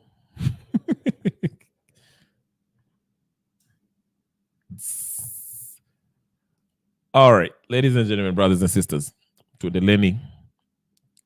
I was about to show something else. Not Karen Nyamu, somebody else. Can I want to step out, so I hope you guys don't mind. That's fine. Okay. Just keep it short, but nitatoka kwa nyumba. Okay, that's cool. That's cool. Anyway. Thank you. All right, take care, KK. Anyway, guys, as I wrap up, I've been here for what? 3 hours. Damn. Okay. Wacha nikaangalia Chelsea. Bernard, I'll come in. I'll have another session probably in the evening, if not maybe tomorrow. But if you have any closing remark or something you feel like you want to say, go ahead and say it right now. All I like to say is I'd like to encourage you to go daily. Okay. Because you just never know who's watching your show in Kenya on the ground. Okay. Whom you might inspire to keep this revolution going. All right. Thank you for the world of encouragement. Share this video with anyone you know, so that they can see what's happening. And if you are watu wakubwa kubwa, bring them today here. I'll be nice. Nikiwa interview sitawalita majina, but yeah, thank you. No, by the way, I revile out wakubwa. I'm interested in a small person. Okay, good. Me too. I like the small people, so to speak. But yeah, thank you so much. Guys, I would like to thank you. I've been here for 3 hours and 15 minutes. It's been, kind of a itty-bitty marathon. WS Banker, Chief Negus, hey, Gypsy Corner, Mabri, Melchizedek was here. Bobby Caesar may show up. I didn't even see Bobby Caesar. Let me highlight his. What was he saying? Hi, Raila Atadunda Bwata. You sit, mark my words, then he will come screaming to be recognized in KK government by a friend who is used to call him Preño. I knew you were going to say something funny, but all right. Thank you, guys. Thank you, everyone. I have to stop it here. It's been 3 hours. I need to take a break. Then I might come in the evening. I know for those of you who are in Kenya, it might be too late, but it's okay. Come on, Spokuja evening. Tomorrow is also another day. Tomorrow's another day. Thank you so much, Chief Negus, WS Banker, Wanjiku. Thank you so much. Gypsy Corner kama kawaida. Clean Black Sneakers. Hey. Bernard Pia. And like Bernard is telling me, I need to come in every day. KK, hapa tumepolitiki kidogo. Atticus amekataa kuingia leo. Ni sawa, tutamwacha. Unajua, like I said, Atticus always gets in vile siasa ikikuwa too hot. Ndio naingia. Anawashanga moto. Will. Hey, yeah, okay. Gypsy, I still got you. Najua saizi you're rolling your eyes when I say that. But I for real, I'll explain all that. Takuandikia letter. Na mkono, handwritten. Sijali. KK, of course. Who else? Nisisahau mtu. Nimesema Melchizedek, thank you so much. Tucha Adams. Thank you so much. Tucha Adams say they got paid pocket change. Okay. Tucha Adams, thank you so much for joining. Who else? Nisisahau mtu. I do not want to forget anyone who was here, who participated. This was a really nice conversation. At least now we know. But my biggest thing that I want to take away that I wanted to say is that let's stop this whole silly civil war that's happening in Twitter sphere. You see how they're dividing us. Wanasema, nyinyi watu wa mlima mko hivi, nyinyi watu wa Nyanza mnashangilia mnafikiri mko kwa government saa hizi, nyinyi watu wa mlima sijui nini, nyinyi watu wa Western. That's how they win. They win. When you do that, they won. If you immediately mkianza kuargue hivyo, they won because they're banking on you being divided along tribal line because wamejua Gen Z was pointing at the issues. Na wamejua ukianza kupoint at the issues, una mention vile hao wana violate the constitution, vile wanapora mali, vile wanafanya hivi. They don't want that. So they have to counter that and say, unaona? Hao vijana wamelipwa na wale leader Gachagua, sijui nani Gachagua na walipa sijui nini, hao watu wa mlima wamekasirika. Wanalipwa na hao watu. Sisi tuko serikali hatuja. You see how they're playing it? Because they know what makes it a country, a state, is the constitution.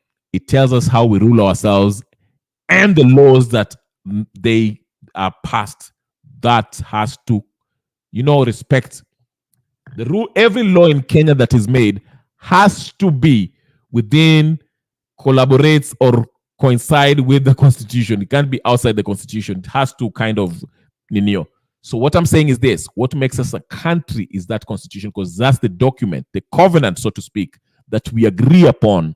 We as Kenyans, whether you are a Luo, Kikuyu, Luya, whatever the case is, that we agree upon and say we are going to live by this constitution as in this space we call Kenya. Tutasema tutafanya uchaguzi hivi, tutaishi hivi, we shall choose our leaders this way, we shall use our money this way, we shall collect taxes this way, okay? So Ruto and his cohorts, if they are violating that and we are pointing at them, we are telling them you're violating the covenant that we agree upon, wanaanza kusema nyinyi hao ni watu wa Mount Kenya ndio wanasema hivyo, ni watu wale wa Jaluo wanasema hivyo, ni wale wa Luo wanasema hivyo, because they know we are exposing them. So let's keep it up. Let's keep it up, guys. Like the video, share this video in your WhatsApp group, share it in your Facebook, share it in your TikTok, share it in Instagram, share it in whatever it is. Share it and join. Be part of this.